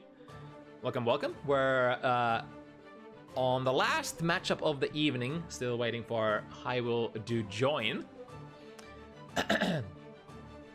Hope you had a good stream.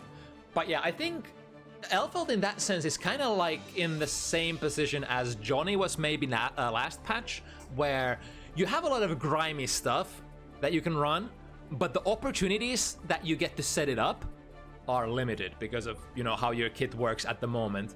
And now, you know, a couple of things were changed for Johnny. Suddenly, he gets to run the Guard Crush loop like maybe double the amount of times, or maybe, I don't know.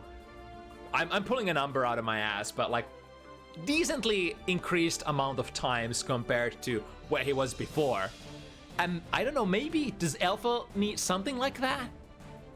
It's a really hard equation because like once she gets there, the Rekka is super annoying. So a lot of players are like saying that Rekka is complete bullshit, nerf it, it's not fun to play against. Then on the other hand, like even if you get there, is like, do you get there often enough? Is it enough then? Is like, does something need to be changed? Is the design okay? Is I don't know. These are the questions that we ponder. HiWill is still lost somewhere. Oh, signs of life maybe?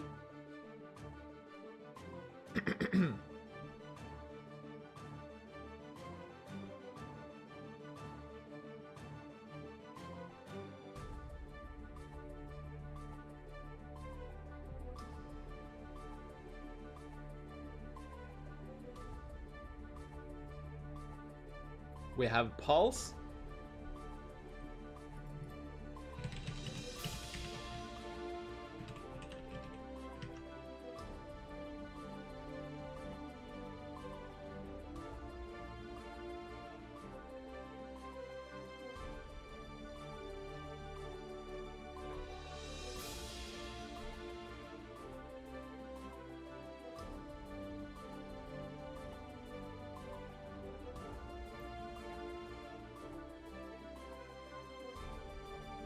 Alright, we're loading up, so couple more minutes and we should be good to go.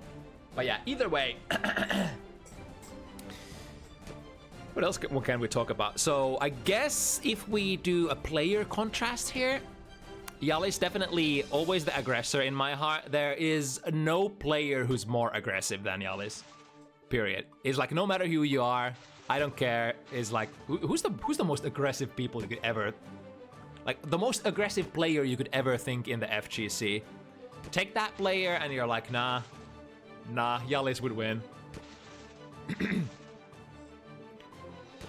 So HiWill is definitely the perhaps the more like I don't think HiWill plays too slow either, or too like, I guess I have this sort of image in my head because HiWill is a Bedman player as well. He's played quite a bit of Bedman, which kind of sets you on a certain kind of trajectory of like pace with your game plan out of just like necessity.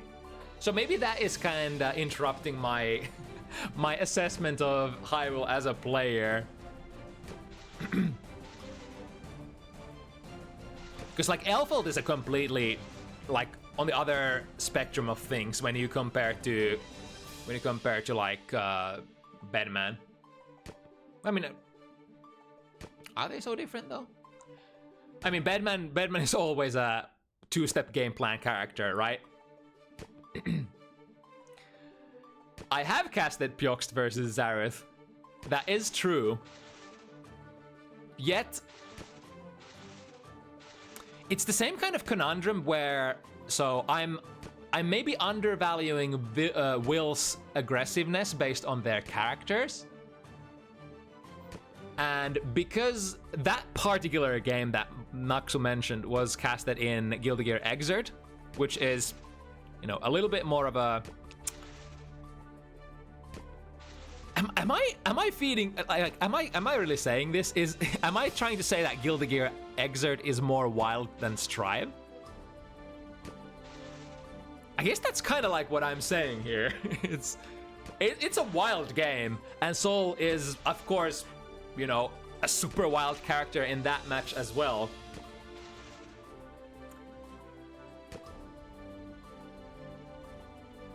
So if there was Zareth and if there was Pyoxt on a character other than Exert Sol, would they be more aggressive than Jalis as a player? Because the thing is, like, I've seen Jalis on so many different characters along the years. Like Guilty Gear games, Grand Blues, Blaze Blues, Street Fighters. You see, like, this guy plays everything. And they cannot change society. Like they like between the games, between the characters, they maintain such like integrity in the play style that I'm like, holy shit, how can you have so much consistency within your own play style? It blows my mind. Either way, we're finally getting a countdown to get the last game of the evening started. 7th match of Bounty Hunters. Here we go. It's gonna be a doozy. Jalis, the player who never leaves viewers displeased. When Jalis is on screen, there is always an ample amount of action. Now, starting with the RPS on the Beyblade, -3 if I recall correctly, after the nerfs. So throw is a decent. Oh, we're gonna pop very early. Oh, okay. HiWill was initially drifting backwards here, but this should be enough juice to get the kill. Yes, indeed. I think most characters, as long as Nago is not popping at full health, most characters in the game should have, with their close slash starters, their best starters, should have long enough combo to one-touch kill. Like some of the harder hitting characters, or rather not even harder hitting characters, but some of the longer combo characters might even have a one-touch killing combo with enough resources on Nago, on full health blood pop. But then again, Nago does not usually blood pop on full health anyway. There's like some amount of stuff that has been transpiring during the round before we get to that point. Right, that's a lot of blood used once again. Make the 2S whiff. You can of course use the chain lollipop, the Rekka stance or the Rekka sequence as a makeshift advancement tool as well. So for example, if your combo ends, you could whiff a couple of S Rekkas and get in their faces, getting like a high-low mix-up initially. Oh, but Will! Immediate burst. All right, still got it. Yeah, this is kind of like in a way, at the same time, it's a dual-edged blade. It's an advantage. The sort of the courage, the aggressiveness of Jalis, but also on the other end of the blade, it's sometimes puts them in difficult situations, which might cause you know, explosion, cause explosiveness of your blood vessels, and you know. HiWill. Is he looking? He's looking. Okay. I was like, if he's not looking here, then that's a tragedy. But I mean, especially against a character like or like a player like Jalis, you always have to be not only looking at their blood meter, you have to be counting their blood. You know, this is basically a math that you can do inside your own head. Every special move, every big special move is 0.6, and every Fukyo is 0.43, right? Something like that. So you can kind of keep track of, you know, where the opponent, how close is the opponent to popping, and if they go over the threshold, you could hit a stop button, press a burst, force them to pop, or wire C is an option as well. So far, HiWill controlling very well. Switch sides with the grenade.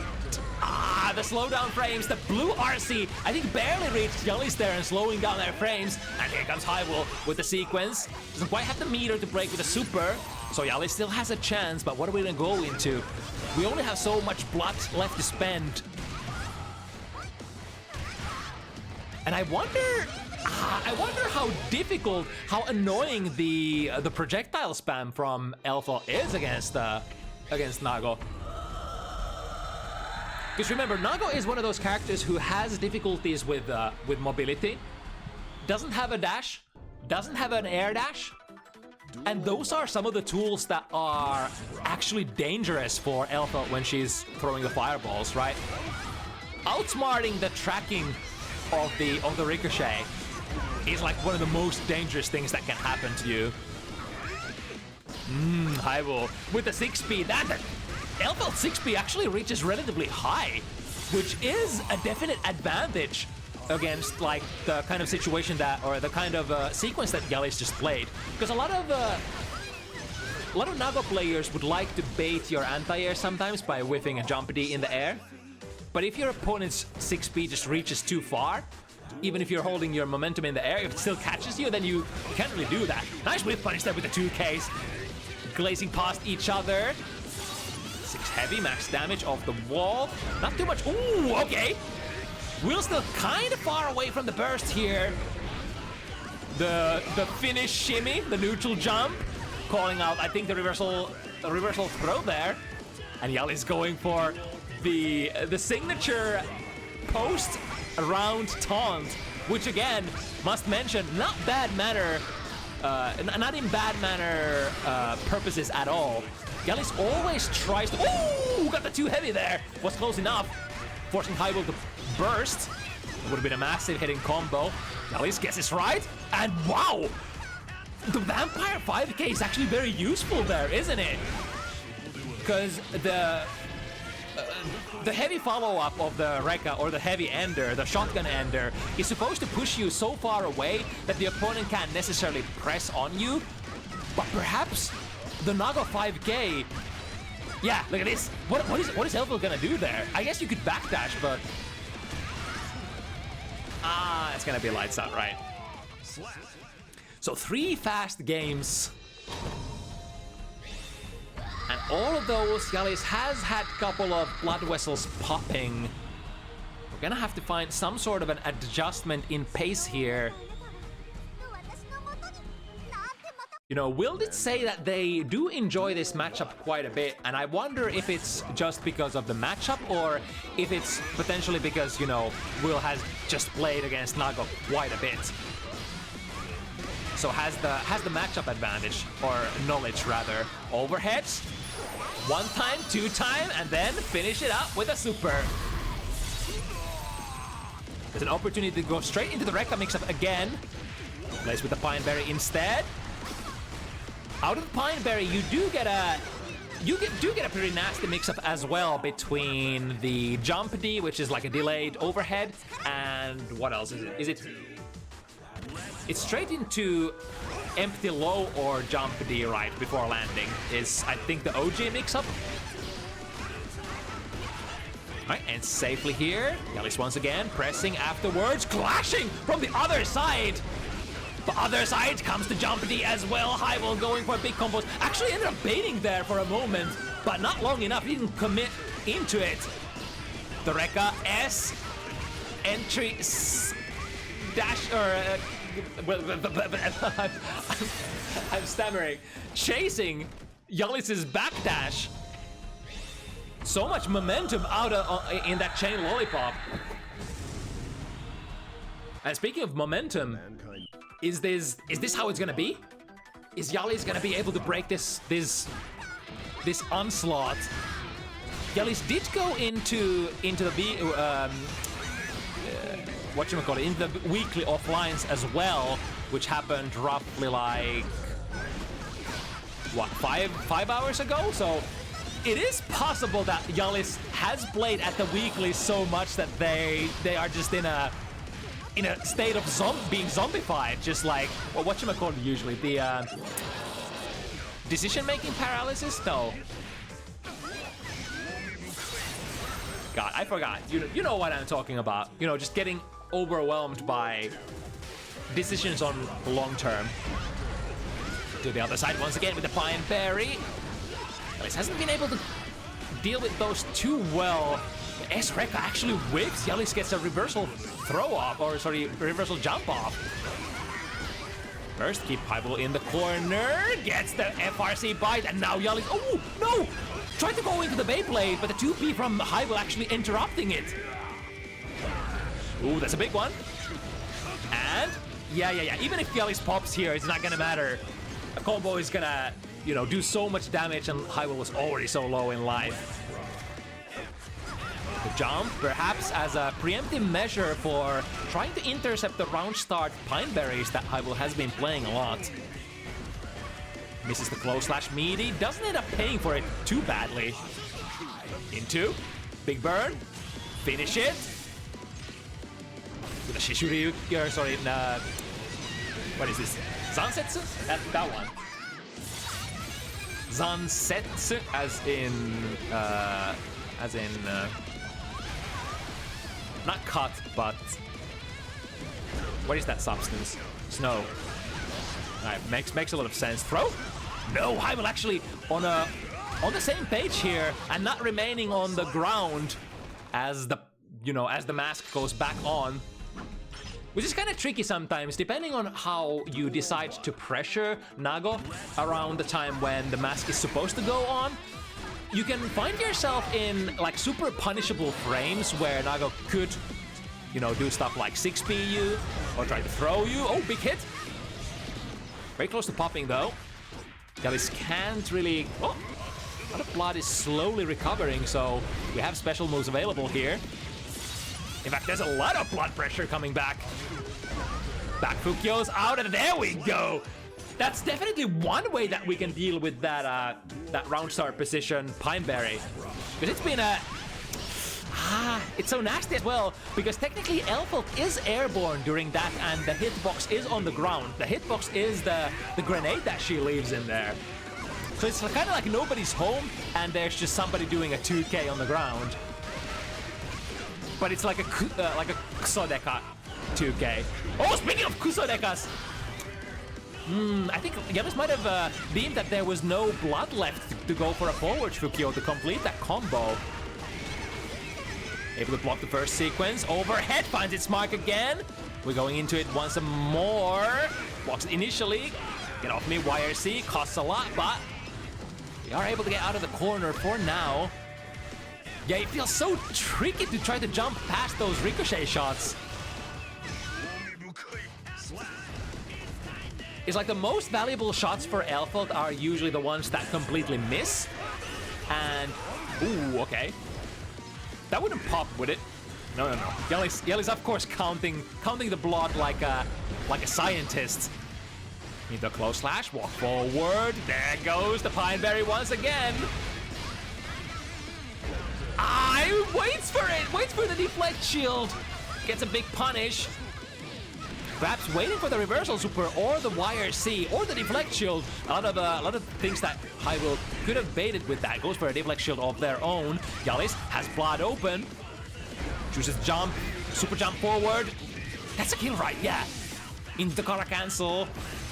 And that's surely gonna deliver enough damage on Elfolk, who is a relatively soft character.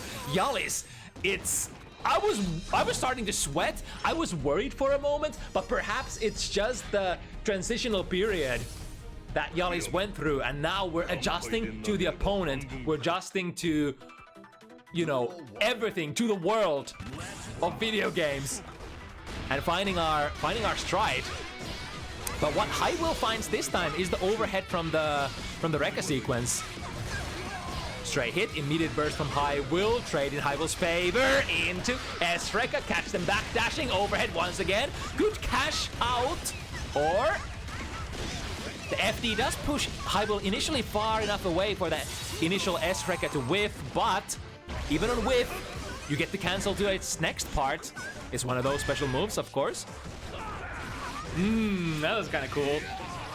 HiWill was attempting a really high reward anti-air there on landing, but because, you know, the jump D delays your momentum for Nagoriyuki. Oh, big reach here.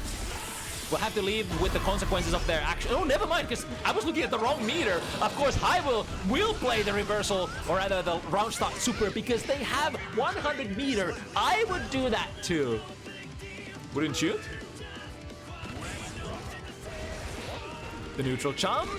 Doesn't quite manage to get enough plus frames to Gatling into a successful combo, and Jalis ready to punish in return. The Fukyo clone goes through the fireball.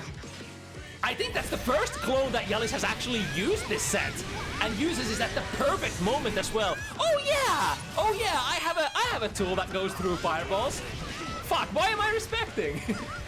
I mean, I guess it's a problem of blood for the most part. It's an unclean hit, but I think Jalis still ended up being relatively plus/evenish there. And a 2S, preventing the pressure reset Bridal Express coming in. I mean, it's a pretty common thing that you could see from Alpha players when they have 50 meter and the opponent is low health. Just slam them with the Bridal Express, RC, and go into a Rekka. Oh, Jalis, close to popping, not quite. Oh. The RC cancel out of the backwards momentum and go back in there with one of the fastest check in the game. Sorry, not Fukyo. Beyblade. God, it's been a night. It's been a night, chat room. Alright, that little hesitation waits for HiWill to flinch, and now we have so much blood, and you know how Jalis thrives in the blood. Trying to force situations. HiWill, though, being patient, just opts to trying to fuzzy jump out of the situation. Very smart. There we go, making sure that the opponent is exactly where my anti-air needs to be. Costly though, but you know, when you commit into an anti-air that you know is gonna whiff, then you might as well say to yourself. There we go with the round start far slash. Hitting it home so hard that we're breaking the wall as well. 5 heavy ends up missing. Gotta be really careful with that. If I recall correctly, the 5 heavy has decent amount of recovery as well. To the other side. Jalis does have options though, lots of blood open. 75 tension and almost full burst gauge. Chooses to meet them with the Bridal Express on the landing. The Bridal Express has actually so many active frames that if you try to target the landing with that, even if they try to extend their... Ooh, clone still goes through! However, deflect shield into a 2 heavy. Was a decent hit. Got a couple of extra heavy, S-Rekkas for the road before going into the finishing sequence. Now, important round here once again. Jalis, if he takes this, it could be 4 points even. But if not, HiWill is gonna run away with the lead once again. Misses the finishing touch. Yes! Finally! The interrupt on the S-Rekka. Standing P, one of the few things that you can actually do because you don't have a DP. And your fastest move is also on your standing button in 5P, which is actually technically an advantage against the Chain Lollipop S, right? Right, making sure that we are in fact pressuring here. White Wild Assault RC. Here comes Jalis. Can't spend too much blood. Oh, but spends just enough to get the kill. From a 4-0 to a 4-4. Identifying Jalis? Yes, it is Jalis. What is it? Is it Jalis O'Clock? Hell yeah, it is. But now let's see if HiWill can manage to find some sort of a counter adjustment here. Finds the low. Too much of a damage combo. From the low into the reset, yeah. The damage on the Chain Lollipop sequences can stack up really fast because like there's just so many things that you have to guess for. So you might get hit by one of the high lows. You know, Alpha could finish up the sequence by just going into the heavy follow-up, but they could also try to reset it. And if you're too like concerned about the hit that you just took, yeah. I forgot what's the frame advantage or what's the gap like between, like, for example, overhead hit into an S-Rekka reset. I think it should. Is it interruptible? I think that's actually not interruptible, right? So from S-Rekka hit or from high-low, you can always go into an S uninterrupted, right? Unless you have a super ready to go. Question mark? Oh, it's a samurai mix! And finds the hit as well. Now, first opportunity, or technically the second opportunity in the set for Jalis to actually get into the leading position since the very first moment that this set started. Overhead finds it, goes into a reset. If you finish up if you finish the sequence with the third overhead low hit, you have to spend the meter toll in order to not get punished like HiWill did here. Is he gonna reach? Did Jalis press a button? No, and the bar slash, immediate burst from HiWill. That cost quite a lot of blood. How would Jalis pop? Not quite catching the backdash, or maybe the jump here with the Rekka sequence. The deflect shield ain't too bad of an option because it calls both highs and lows. And no matter what Elfo is gonna hit afterwards, even the S-Rekka cancel should whiff, right? Because it pushes you so far. Nevertheless, HiWill has figured out something, has been able to put down the beast for the first time in the last, 5 games or so. So important counter momentum breaker here. But this is still very far from over. HiWill needs 2, Jalis needs 3. We're heading into the championship rounds here. Ooh, I love the Naga throw range. Yeah, good timing on the jump. And here comes Jalis. Misses the 5k meter here. Unless it was supposed to be used as a frame kill for a throw or something. Yeah. We got the super through the wall. And it's gonna be enough damage because Jalis had decently high blood pressure as well, so taking some extra damage here. In fact, I think the damage that Nagoriyuki takes is increased in blood levels and not just, blood pressure, right? So every bar is another debuff on your defense modifier. Yeah, there's the first one. S-Rekka into a throw is a very potent mix-up option as well, because it is only -1 or -2, I forgot, but extremely neutral. Jalis, ooh, getting 5p anti-aired. That could be very close to a kill. Reset, deflect shield. Yes, just barely reaches still. Jalis was probably thinking about the whiff punish here, for it was so close to whiffing. Deflect shield does push you very, very far off, but there is also so much momentum in restarting the sequence. Alright, gets the hit though. But now, HiWill ain't gonna have the full burst anytime soon to defend with. Maybe he doesn't need it. Maybe he's just gonna blender it up. Like this. Highs, lows, I got those. F-Shikis, haven't seen that too many times. But I guess Jalis has because he just casually blocked it. Very close to popping.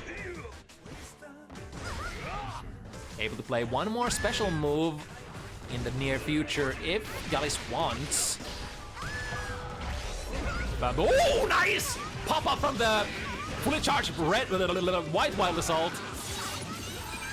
But now this is tough. HiWill has the resources. Yeah, Jalis smartly respecting. Yeah, the full blood bar is open. That wasn't enough to pop, right? Yeah, HiWill went for that for the burst a little too early. I'm not sure if Jalis would have actually ended the combo there. Has the RC. Take more pressure. Oh, Samurai Mix! And the chip damage! God! The decision to play the Samurai Mixes has been really clean for Jalis. It's usually in a position where there's like no way he's gonna lose. Like in positions where the opponent can't burst, can't YRC, and they're so close to chip damage that like even if they block correctly, they're still gonna go down.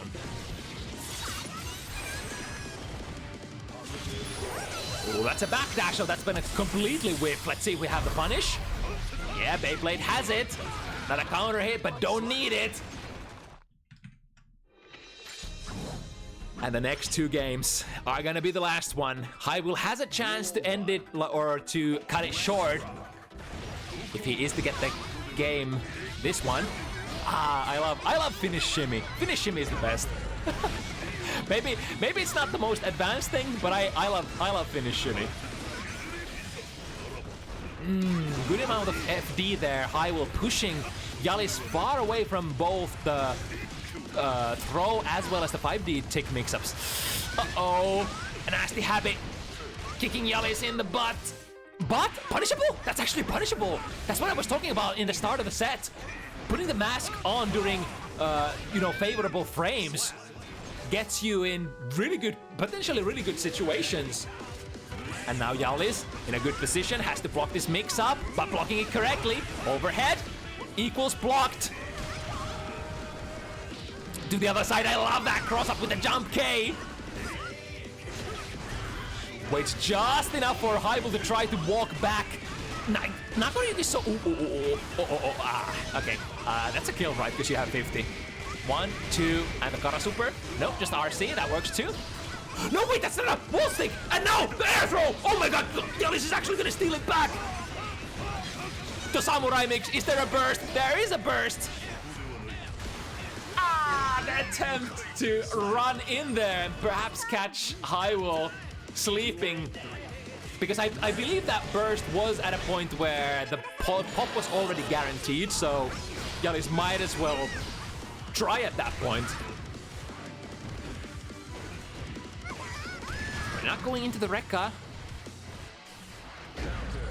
Yes, XP to the right direction. Looking good for HiWill. This is a set point and potentially a set-winning combo next. Finds the hit. No meter. So Jalis is somehow still alive, but it's gonna be tough. Can't take anything here. Straightforward. The delay into far slash. Fix the problems. YRC is tough, but he doesn't get to use it. Won't get to the super. Oh, this is so tough. Super PRC, right? Super PRC, right? Super PRC, right? What? Yes! What actually goes through? Are you fucking kidding me? The active frames is too much. In fact, wait. Duel 1. Jalis is doing it. 6-6. Last one. Couple of throws, we do the stuff that we haven't done so far in the set. 2 throws, and then we strike a little bit of close slash from yours truly, Nagoryuki. That was, what, how many seconds? 9 seconds, 10 seconds? Jalis, is it over? Is it over already? You let Jalis play. You let Jalis unleash the beast. HiWill, you might have made the biggest mistake of your fighting game career. This guy is too much! Here comes the Samurai mix, you already know, don't even need it! What was that? How many seconds? It was literally less than half a minute. That last set, it's done! It's done! Jalis fucking comes back from a 0-4 situation. Are you kidding me? Are you not entertained? Jalis Nagoryuki, ladies and gentlemen. That's what I'm talking about when I say there is no game. There is no set where you're not having fun when Jalis is playing and you're watching it. God damn, that is something. Whew. All right, with that said, my voice is gone. Thank you very much. But we somehow made it through. Yeah. Good games definitely tonight. It is it is like what, 8:22, which is usually like around 20 minutes more than where we usually end at, which kind of signifies that we had a lot of really even sets this week. So really entertaining stuff. Thank you so much, all the players this week, delivering the super exciting gameplay. I am thoroughly entertained. Hope all of you at home were as well. But for now, we're gonna dump you all over to somebody else's stream, and it might be the gender cross-up.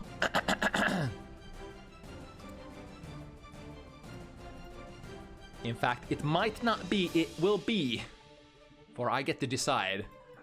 All right, so yeah, with a quick shout out to, if you're new here and you're wondering, how do I play in this FT7 show match event, you can You can shove it. You can join my Discord. You can also shove it. Just, you know, depends on what you want to do. This command. All right. The sign up forms are posted there in a couple of minutes after we're done. But that said, you know. Oh yeah. And remember, next week we have the timing mix up. So I think most of Europe is gonna switch to winter time. So it's gonna be CET instead. So technically our event will start 1 hour later. Technically. But I mean, you all know how this shit works. You know how time zones and, you know, daylight saving times work. So we'll see you next Sunday, 5 p.m. CET. Till then, stay safe,